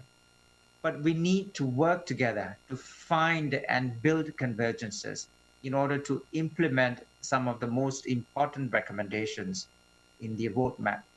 And it also means that we need to reach out and broaden our outreach and talk to stakeholders, the private sector, academia, civil society, technology companies as well, in order to build trust and build convergence around some of the most important things that needs to be done in order to implement the roadmap. Ultimately, I wanted to say that what we do digitally is essential to achieve the goals of Agenda 2030 and sustainable development, and therefore failure is not an option. We have to not only build back better, we have to build back better digitally. Thank you very much, Fabrizio. Thank you so much, and thank you also for the leadership you've exercised in this area in New York and your voice of reason and unity in times that, as you highlighted, are very, very polarized. Another person who has, from a country that has also exercised extraordinary leadership with regard to integrating transformative technologies more into UN agendas in the pursuit of the Sustainable Development Goals is, of course, the Ambassador of Mexico, Ambassador Juan Ramón de la Fuente, and who has also played a pivotal role in, together with Singapore and Finland, setting up the Friends of Digital Technology, who are key for the leadership here in New York in this area. So if I could hand the floor to you, Ambassador Juan Ramon. Thank you. Thank you very much, Fabricio. Colleagues and friends, I trust you're all safe and well. Let me start by congratulating the Secretary General for launching the roadmap on digital cooperation. It provides continuity and projects to the future the topic of exponential technological change that Mexico introduced in the work of the General Assembly in 2018. In our perspective, this document brings not only a new approach and a wider scope to the UN, but above all, it provides a renewed commitment to improve people's lives through technologies.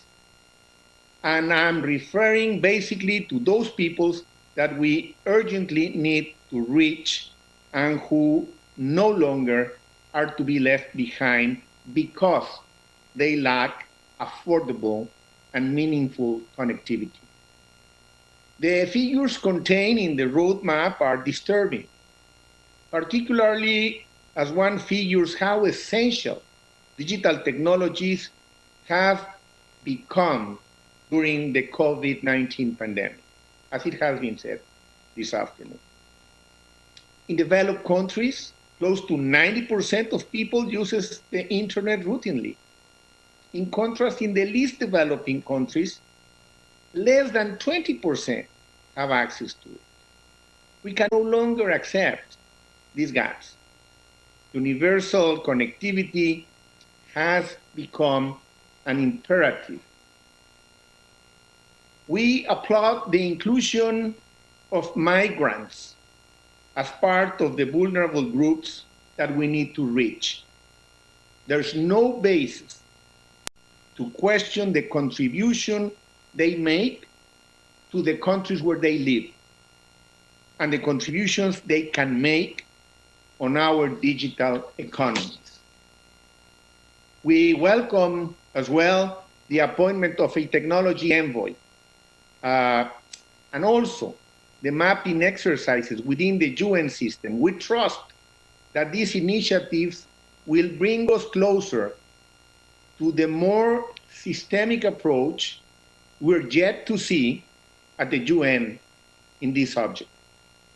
In sum, we commend the presentation of the Secretary General's roadmap on digital cooperation. We support the approach of including relevant stakeholders because in the end, we all know there are limits to what governments can do by themselves. And this is a very good example. We also renew our commitment to strengthen the UN leadership role in this topic as we're talking about tools for a more inclusive development. Thank you very much. Thank you so much, Ambassador, and thank you for your continued leadership and support in this area.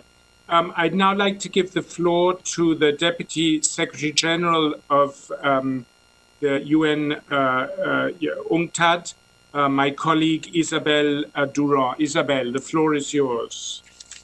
Thank you, Chair. Thank you. Do you hear me? So, thank you, Chair. Do you hear me? Yes, loud and clear. Please go ahead. Okay, so most likely the critical role of digital technologies the last few months has and will have lasting effects. People and organizations will rely on digital solutions more than ever before. But as said with all previous speeches, not all benefit equally. And as a UN organization dedicated to trade and socioeconomic aspects for development, I would like to share with you two figures illustrating the magnitude of the gap in this field. The first figure is about the economic value and benefit of digital economy. 90% is concentrated in China and US, and 10% for the rest of the world. It shows the magnitude of the gap. And the second figure is the increasing of gain of one of the biggest platforms, Amazon, $36 billion the last 11 weeks during the confinement. In addition to this economic gap, the different levels of digital readiness underline the need for new policies and regulation. The need for effective digital cooperation has never been greater. And in the interest of making effective use of limited resources, avoiding duplication and enabling the scaling up of efforts in this area, it is crucial to make full use of existing mechanisms and platforms. UNCTAD offers a helping hand for digital cooperation. We can draw our expertise as the chair of the UN Group on the Information Society, a contributor to the WISES Forum, and the Secretariat of the Commission of Science and Technology for Development, which is in meeting virtually this week with hundreds of participants. We also convened the UNCTAD e-commerce week and coordinated the e-trade for all initiative, which provides developing countries access to assistance from international and civil society organizations and builds up their readiness to engage in and benefit from digital trade. So let's leverage our joint expertise and capacity and connect the dots in digital cooperation. The dots, connect the dots, but also connect respect and protection, what the SG Guterres mentioned very well. So I think that this roadmap is a very good opportunity to do that, and you can count on UNCTAD in this regard. Very much, and I should confess, we have a very gifted UNCTAD staff member on our team, so we're very grateful for the support we're getting, as well as gifted staff members from other parts of the system, notably ITU, among others. I'd now like to, we have about 6 more speakers, so if you will forgive me for reiterating the plea to be brief as far as possible. And the next speaker is Murat Somne, the head of the Center for the Fourth Industrial Revolution of the World Economic Forum, speaking to us from California. Murat. Thank you, Fabrizio. A warm greeting to everyone from the Bay Area. Technology is moving faster, much faster than we can fully understand its implications, potential benefit and harm. By the time we figure out its implications, it's too late. The technology has moved on, but the bad actors are using that already. So we continue to find ourselves in operating what we call the too late zone. And our reactions are always backward looking and penalizing, as opposed to forward looking and enabling. That's why the World Economic Forum launched the Center for the Fourth Industrial Revolution Global Network 3 years ago, more than 3 years ago, to ensure that the Fourth Industrial Revolution benefits everyone and not just a few. Our approach has been agile, has been forward-looking, global, multi-stakeholder, and most importantly, inclusive and human-centered. A good example is our work with Rwanda. They became the first nation to have a forward-looking drone regulatory framework 3 years ago. They have the largest fleet of civilian drones in action in the world. They reduced their blood loss rate to 0. They reduced the delivery times to 80%, by 80%, saving thousands of lives. That little framework is now on its way to become a global de facto standard through our work with Gavi, Zipline, International Civil Aviation Organization. So it can be done, it has been done. And this is just one example. Think of what we're doing as a think tank, as a do tank, not a think tank, and as a technology governance accelerator. The post-COVID-19 world, as many speakers mentioned, represents a great opportunity for a redesign, rethink, rebuild. We call it the Great Reset. We should not digitize what we have been doing, but look at what's available, build on top of that so that these technologies benefit everybody, not just a few. I'd like to give you a few examples in about 20 seconds. First of all, trust and transparency has to be embedded in everything we do, whether it's AI algorithms, facial recognition implementation, or any other use of technology. Blockchain represents a great opportunity. However, it's highly complex, expensive. We have launched our blockchain for supply chain toolkit with 18 online modules available for everyone, with active participation of 100 companies and governments. The more than 100 ethical principles in AI need to be implemented. We have formed the Global AI Action Alliance to distill them to 12, and we're working with select governments and jurisdictions to implement them using a multi-stakeholder approach. Data policy is key, and Up until recently, data policy has been focused singularly on privacy and protection. We need to move to a more common purpose-oriented use of data, remunerating the owners of data equitably. The forum welcomes the roadmap's emphasis on all these points, and we look forward to our contribution to become a global amplifier and accelerator. And finally, I would recommend that we do not focus on unanimous consent, which will be politically very hard to achieve in today's world, but focus on interoperability, which we have seen many countries, emerging and large economies, to be willing to work. Thank you. So thank you so much. And the World Economic Forum has been at the forefront of thinking about the implications of the fourth industrial revolution, and we're very grateful for the strong partnership with you. I'd now like to hand the floor to the distinguished ambassador in New York of the Netherlands, the Deputy Permanent Representative, Ambassador Mark Zellenraad. Thank you, Fabrizio, and thanks also to your team for this launch and this excellent event. And thank you also to the Secretary General for sharing his vision on the launch of the roadmap. And I'll have to be frank with you, when I saw him speaking about the cyber domain, it gave me a bit of a flashback to January of this year, and that almost seems like a lifetime ago. But then he spoke about 2020 and about the challenges that lay ahead for this year, and he called them the four horsemen in our midst. And one of those horsemen was taming the wild west of cyberspace.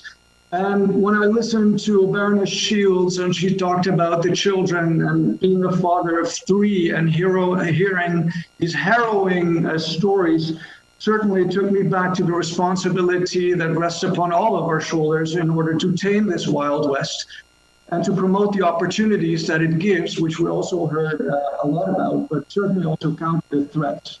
And you can rest assured that my country, the Netherlands, will stand next to you to extend the international rule-based order into cyberspace, and also where human rights are as real and as valid as they are in the physical world, and where we will strengthen the digital cooperation and shape this shared future, this shared vision that you talked about in digital trust and security, of which we are a champion. And we welcome your approach and your inclusive method in which you are doing this, Fabrizio. Let me just highlight 3 points that we think are important in the way ahead. First of all, to empower all the states to take part in this global debate on our common digital future. We are in Switzerland, we're in Sierra Leone, we're in the United Arab Emirates, and it's immediately clear that every country has its own unique approach, its own unique opportunities and its challenges, and only by getting together and sharing this experience, we can help each other moving forward. So let's use this platform, let's use this roadmap to help each other out. Secondly, we need this alliance, we need this global roadmap as well to combine and connect the public and the private sector together. Too often it still seems that there are two separate worlds where the private sector is developing and operating and managing the infrastructure of the internet, and the government's lagging behind, which is of course not true. The states are needed to ensure a safe, free, open, and secure internet to educate our citizens for responsible use of this internet. So also use this roadmap to bring these two worlds together and jointly tackle the challenges that have been discussed in depth. Thirdly and lastly, it's the 75th birthday of the United Nations. The charter certainly wasn't developed with Zoom in mind, but here we are. And I think, again, never waste a good crisis. Let's put this digital future, this roadmap, front and center when in a high-level week we will discuss the 75th birthday and the years ahead, and put digital cooperation and a shared digital future on the top of the agenda of all heads and states of government that we'll discuss, probably virtually, in this debate. So to conclude, let's be ambitious. Let's be ambitious as possible. It's our responsibility. It's a shared future. It's a digital future. And we will stand next to you, Fabrizio, as a champion on digital trust and security. And we look forward to working with all of you in the months and years ahead on this important. Thank you. Thank you so much, and we very much salute and are inspired by the level of ambition and certainly share the sentiment the Secretary General does and has frequently said it, that in making the United Nations more forward-looking, positioning it to deal better with these issues in the decades to come is important and would be a very positive outcome of the UN 75 process. So thank you. I'd now like to give the floor to another distinguished ambassador here, the Deputy Permanent Representative of the United Kingdom, Ambassador James Roscoe. James, the floor is yours. Many thanks, Fabrizio, and it's great to see the publication of the Secretary General's roadmap for digital cooperation today. I know that for you and for many, this is the culmination of a huge amount of work, and we're very grateful to all those involved. As you know, the UK has closely followed the work of this panel, and colleagues from across our government have been pleased to contribute to several of the working groups, including that on digital public goods, human rights, and digital cooperation. It's a huge achievement, but it's the beginning of a journey in many ways, and we're looking forward to going on it.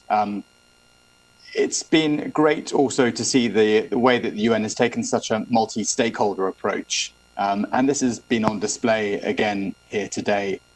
It's clear that digital cooperation requires genuine and inclusive engagement with all stakeholders, and we've heard today from the private sector, we've heard from civil society. We really need to engage with these groups, and doing so will make a real difference. The other thing that's really struck me listening to contributors today has been how everyone has really focused on the impact of COVID-19 and the way that this pandemic has demonstrated that digital is not just an add-on, but instead underpins so much of what we do today.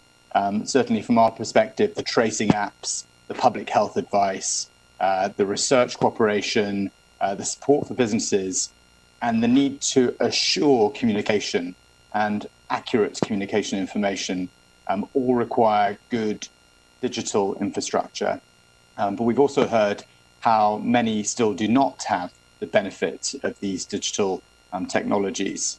This crisis should refocus all of our attention on bridging the digital divide and connecting the unconnected. It's also worth reminding everyone that the UK is a strong supporter of the Internet Governance Forum, and we welcome the widespread consensus around the IGF Plus model during the working group discussions. We're really pleased to see actions in the roadmap to strengthen the IGF. We also agree that human rights and fundamental freedoms apply fully in the digital world, and we welcome the initiatives being taken by the Human Rights Council in this regard.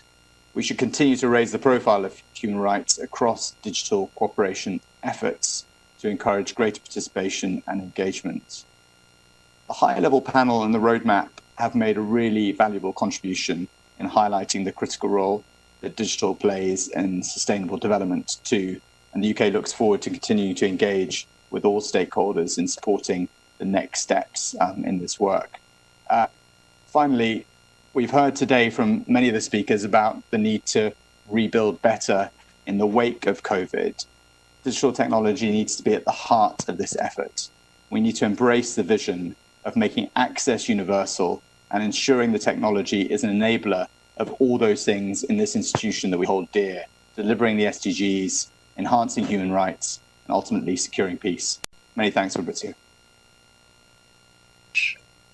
Thank you so much, James, for those encouraging words.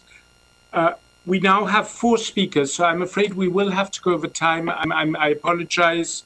I would ask for your patience, and again, if I could implore the remaining speakers to be concise. We first have from Kenya, the Honorable Director of the Ministry of Information and Communications and Technology, Mr. Hesbon Malewi. Then we have the Permanent Representative, the Ambassador of Egypt here in New York. We have the Technology Ambassador of Denmark, and we have a distinguished representative of China. So with that, let me go first to Mr. Hesbon Malewi, who will be speaking to us from Nairobi. Mr. Malewi, thank you, and thank you for joining us at such a late hour. Thank you, Chair.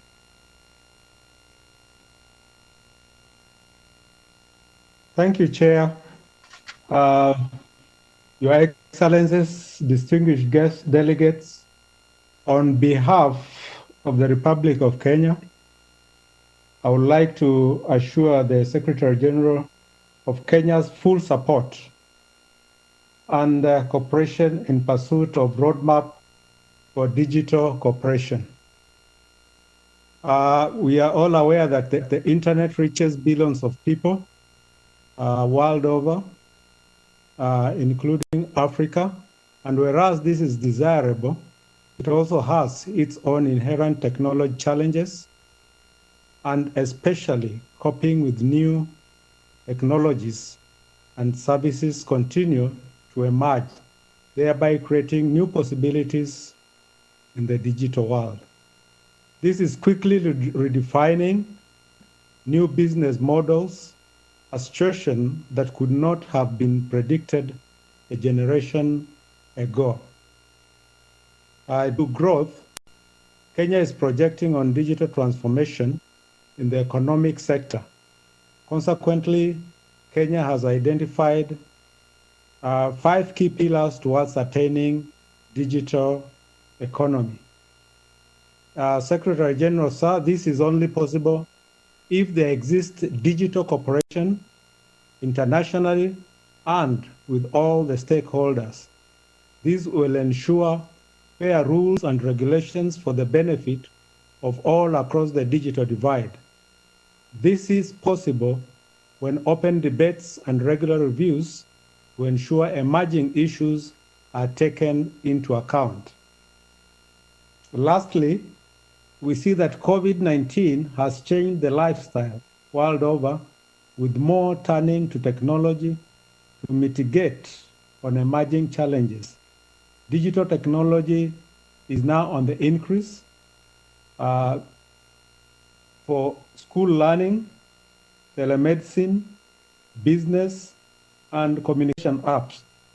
This, more than anything else, reminds us how we are dependent on technology and hence the need for digital cooperation world over. Thank you so much, sir. And of course, we're all very aware that much of the world can learn a great deal from what Kenya has achieved with regard to especially the digital economy, digital-related jobs. So we very much welcome your active support to our efforts and your guidance along the way. I'd now like to turn, I hope this will work, to the His Excellency, the Permanent Representative of Egypt. Sarah, are you with us? Ambassador? Well, we might try and come back to Egypt, but I think we'll now turn to the technology ambassador. And Denmark, of course, pioneered what has now become increasingly frequent, these ambassadors to the digital realm. And Denmark is already on their second, I think. Ambassador Michael Ickman, who, if I'm not mistaken, is talking to us from San Francisco. Ambassador, over to you. Thank you very much, Fabricio. I delivered Denmark's general remarks and welcomed the roadmap a little bit earlier today. So let me just zoom in on one question, which is particularly important to Denmark in this work. And that's, of course, the question around how do we safeguard human rights in the midst of the digital transformation that have been put on steroids by COVID-19 as well. We really appreciate the way you handle this in the roadmap and in this work. And we see in particular 3 important elements in this.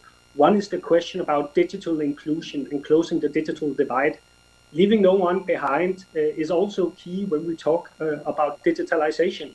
COVID-19 has underlined that the world is moving potentially into an A or a B team in the digital sphere.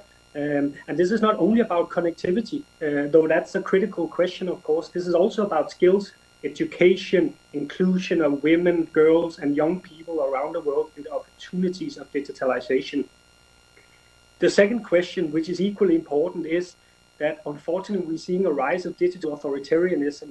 At least that's what civil society has framed it around the world. In fact, we've seen global internet freedom decline 9 years in a row.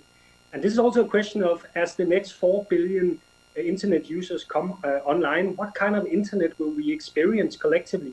Is it one that is free, open, and secure and trustworthy, or is it something completely different? We strongly feel that discrimination and surveillance must be met by equally strong defense and exercise of human rights.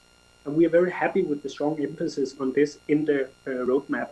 And the last element of this is what you also highlight in the text, which is the data-driven business model and the very important role of the tech industry.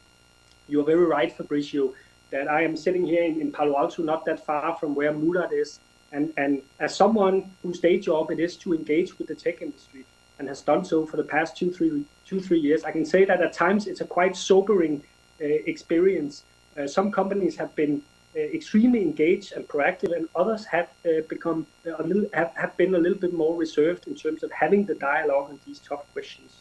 We've seen good progress during COVID-19, but we need to see more action to fight disinformation and online harms, not least directed at our children and young people, as Baroness Shields rightly pointed out previously. So let me just finish by saying that in the spirit of multi-stakeholderism that underpins this roadmap, Denmark will certainly continue to push ahead together with you in the UN and our partners elsewhere to promote this human-centered and balanced approach to technology that has human rights at its very core. You can count on Denmark in this regard. Okay. Thank you so much. And Denmark has been a key supporter and inspiration to us, and we hope very much for continued close cooperation as we move forward. Now, I think the final speaker, I don't think we've managed to get the Egyptian PR, unfortunately, but the final speaker is the distinguished representative of China. The floor is yours, sir. Well, thank you, Fabricio. Thank you very much. I'm honored to take the floor as the last speaker. I think today's virtual meeting is quite successful. My delegation thanks the Secretariat, especially you and your team. It's launching a role to play a big in promoting digital. Currently, a lot of colleagues talk about the COVID-19 is still spreading worldwide. Within this backdrop, the importance of global digital cooperation is increasing rather than decreasing.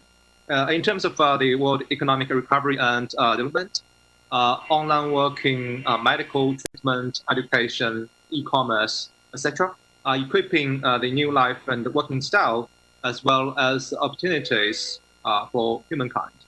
And when we look at the eradicating insufficient and unbalanced development, different countries are faced with poor digital infrastructure and connectivity, the challenge of the digital divide and technology gap widening. I fully echo the previous speakers, like Ambassador from Malawi and Ambassador from Singapore. Those kind of tendency are causing new global inequality. China is of the view that digital cooperation relates to all aspects of the UN's work. UN is in a better position to be more active on digital cooperation. I will touch very shortly upon 3 points. First, I think 2020 marks the 75th anniversary of the founding of the UN. It is imperative to garner the widest possible agreement of the membership while making the digital cooperation a new tool for safeguarding multilateralism and enhancing the role of the United Nations. Second, the issue of development shall be placed in a prioritized position in digital cooperation, and sustainable development shall remain its main focus and direction, while the implementation of the 2030 agenda is still its core. Thirdly, in order to address the negative consequences of the COVID-19 and to achieve sustainable and inclusive recovery. The digital infrastructure, digital connectivity, digital inclusion shall be the main areas to be pushed forward, while the developing countries shall receive more capacity building assistance according to their own needs and priorities, and bridge the digital divide, better integrate into global supply and value chains, and try to achieve leap forward development. We are looking forward to working together with the other member states in the spirit of building a shared future for humankind, conduct in-depth discussions on the contents and specific suggestions of the roadmap through the platform such as Group of Friends on Digital Cooperation, so that concrete and positive outcomes can be achieved in the future. With that, thank you very much, Fabrizio. I wish you and your colleagues all the best in the future endeavors. Thank you. Thank you so much, and thank you also for China's support throughout this. And now apparently we do manage to get one of New York's most articulate and eloquent and wise ambassadors on the line. So I'm very glad that we have got the Egyptian PR, Ambassador Ahmed Fatih Idris. Sir, the floor is yours.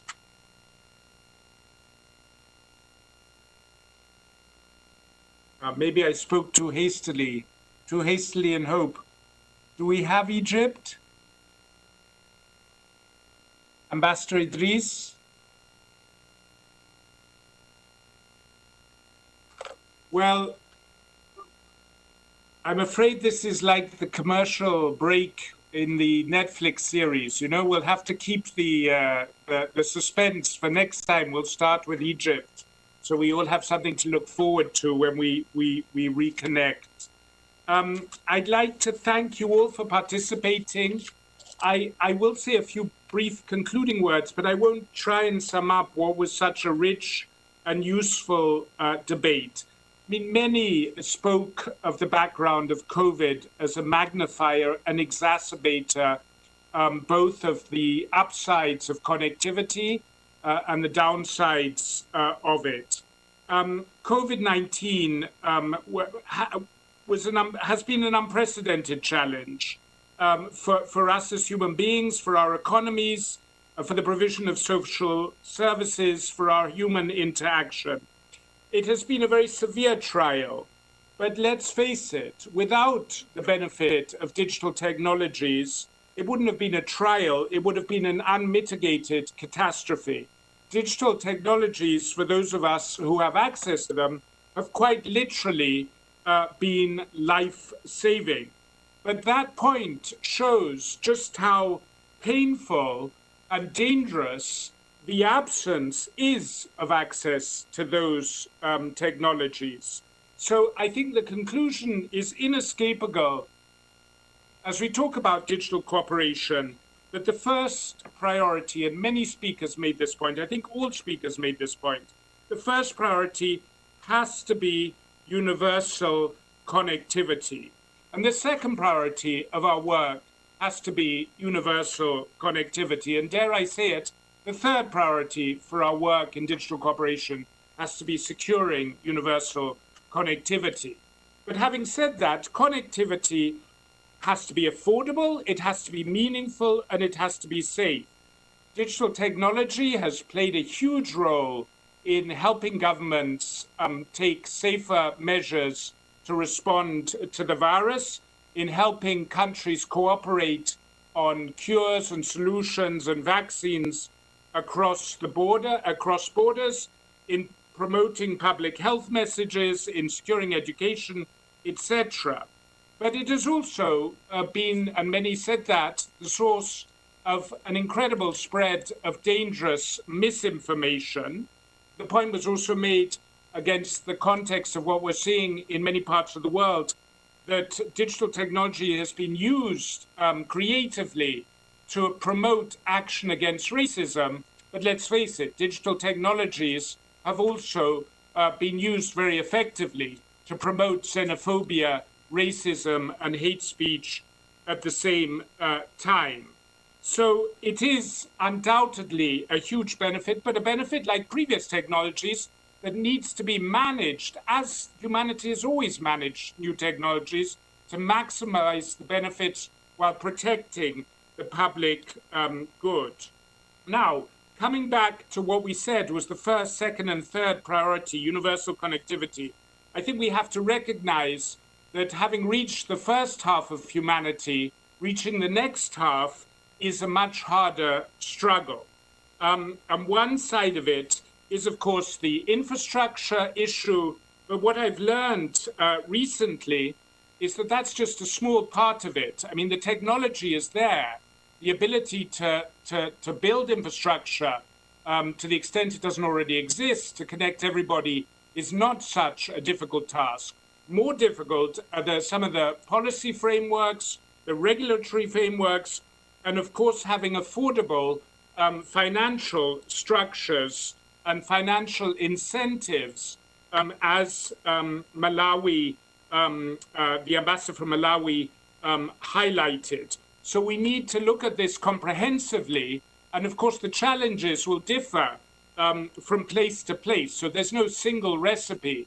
And I think that was a point also the ambassador of Singapore highlighted, that we need tailor-made solution. But it is a formidable undertaking. Today, someone said that if things are left to drift on their own, we will not have universal connectivity before 2043 or 2045 at the very earliest. So it needs a much more concerted effort. We can't just rely on the drift of the many isolated, not always very well coordinated, not always to scale efforts that are already going on. And above all, I think what we need to address all these challenges, universal connectivity, and then safe, secure access that is affordable and that puts human beings at the center. What we all need is unity of purpose. And of course, that's easy to say, but as Ambassador Gafour put it much more diplomatically than I will, in the current international climate, that unity of purpose is very hard to come by. And it will take a very serious effort. But we also have to face that all stand to lose if the internet becomes fragmented, as many see the current trends taking us. All lose if the digital divide isn't rapidly overcome. So, I hope that we can all work together to let common sense prevail, because everybody stands to gain if we overcome the divisions and recall unity of purpose. And let's also recall that some things, of course, countries define the acceptable limits to freedom of speech differently. Countries define acceptable surveillance measures differently. Countries define how their international human rights obligations should be held nationally differently. That is definitely true. There are definitely areas where there are divisions, but there are so many areas where people agree. I haven't heard anybody disagree about the desirability of universal, affordable access. I haven't heard anybody disagree that universal connectivity is essential for sustainable development. I haven't heard anybody disagree that we don't want our children or grandchildren to be more threatened and less safe on the internet, or that we find racism or harassment, a discrimination against women acceptable. So there are elements where we can agree and where we should be able to work together. But we also have to recognize that it's going to be a long, hard struggle. It's going to be a marathon. It's not going to be a sprint. In the current international environment, it's not going to be easy. And we need to work together. We need to work together across international borders, and we need to find where we agree where there's unity of purpose across international borders, but we also need to work together across different stakeholder groups. There were many points made that that businesses sometimes went in one direction and governments in another. But I think we heard from the interventions today, if we hadn't said who was speaking and everybody had been asked just to guess from the content of their remarks who was talking at any one point, apart from the fact that business leaders tend to be more gifted at being concise than UN officials like myself, I don't think it would have always been easy to tell who was speaking for which community. So there is a unity of purpose, and we need to build on that. So we hope very much we can continue working together on this long marathon, but a marathon that I think, if anyone is worth running, this one is. Because what we stand to gain or what we stand to lose if we don't progress together on this is really formidable. And COVID has magnified and highlighted that in a tragic, painful way.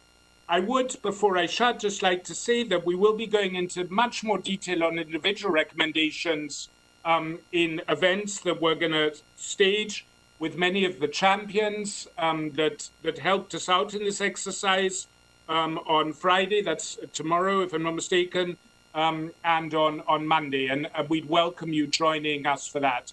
But I'd like to thank you all. I think the spirit that has been evident in this meeting of recognizing the shared objectives and just how much is at stake in terms of achieving the sustainable development goals, in terms of securing a better planet for those who come after us, how much is at stake, but how much unity there is. And I hope, building on that, we can really make a difference together, a difference that those who come after us will thank us for. So thank you so much, and I hope you all stay safe and stay connected, and thank you so much for all joining us. So with all good wishes and a very big thank you.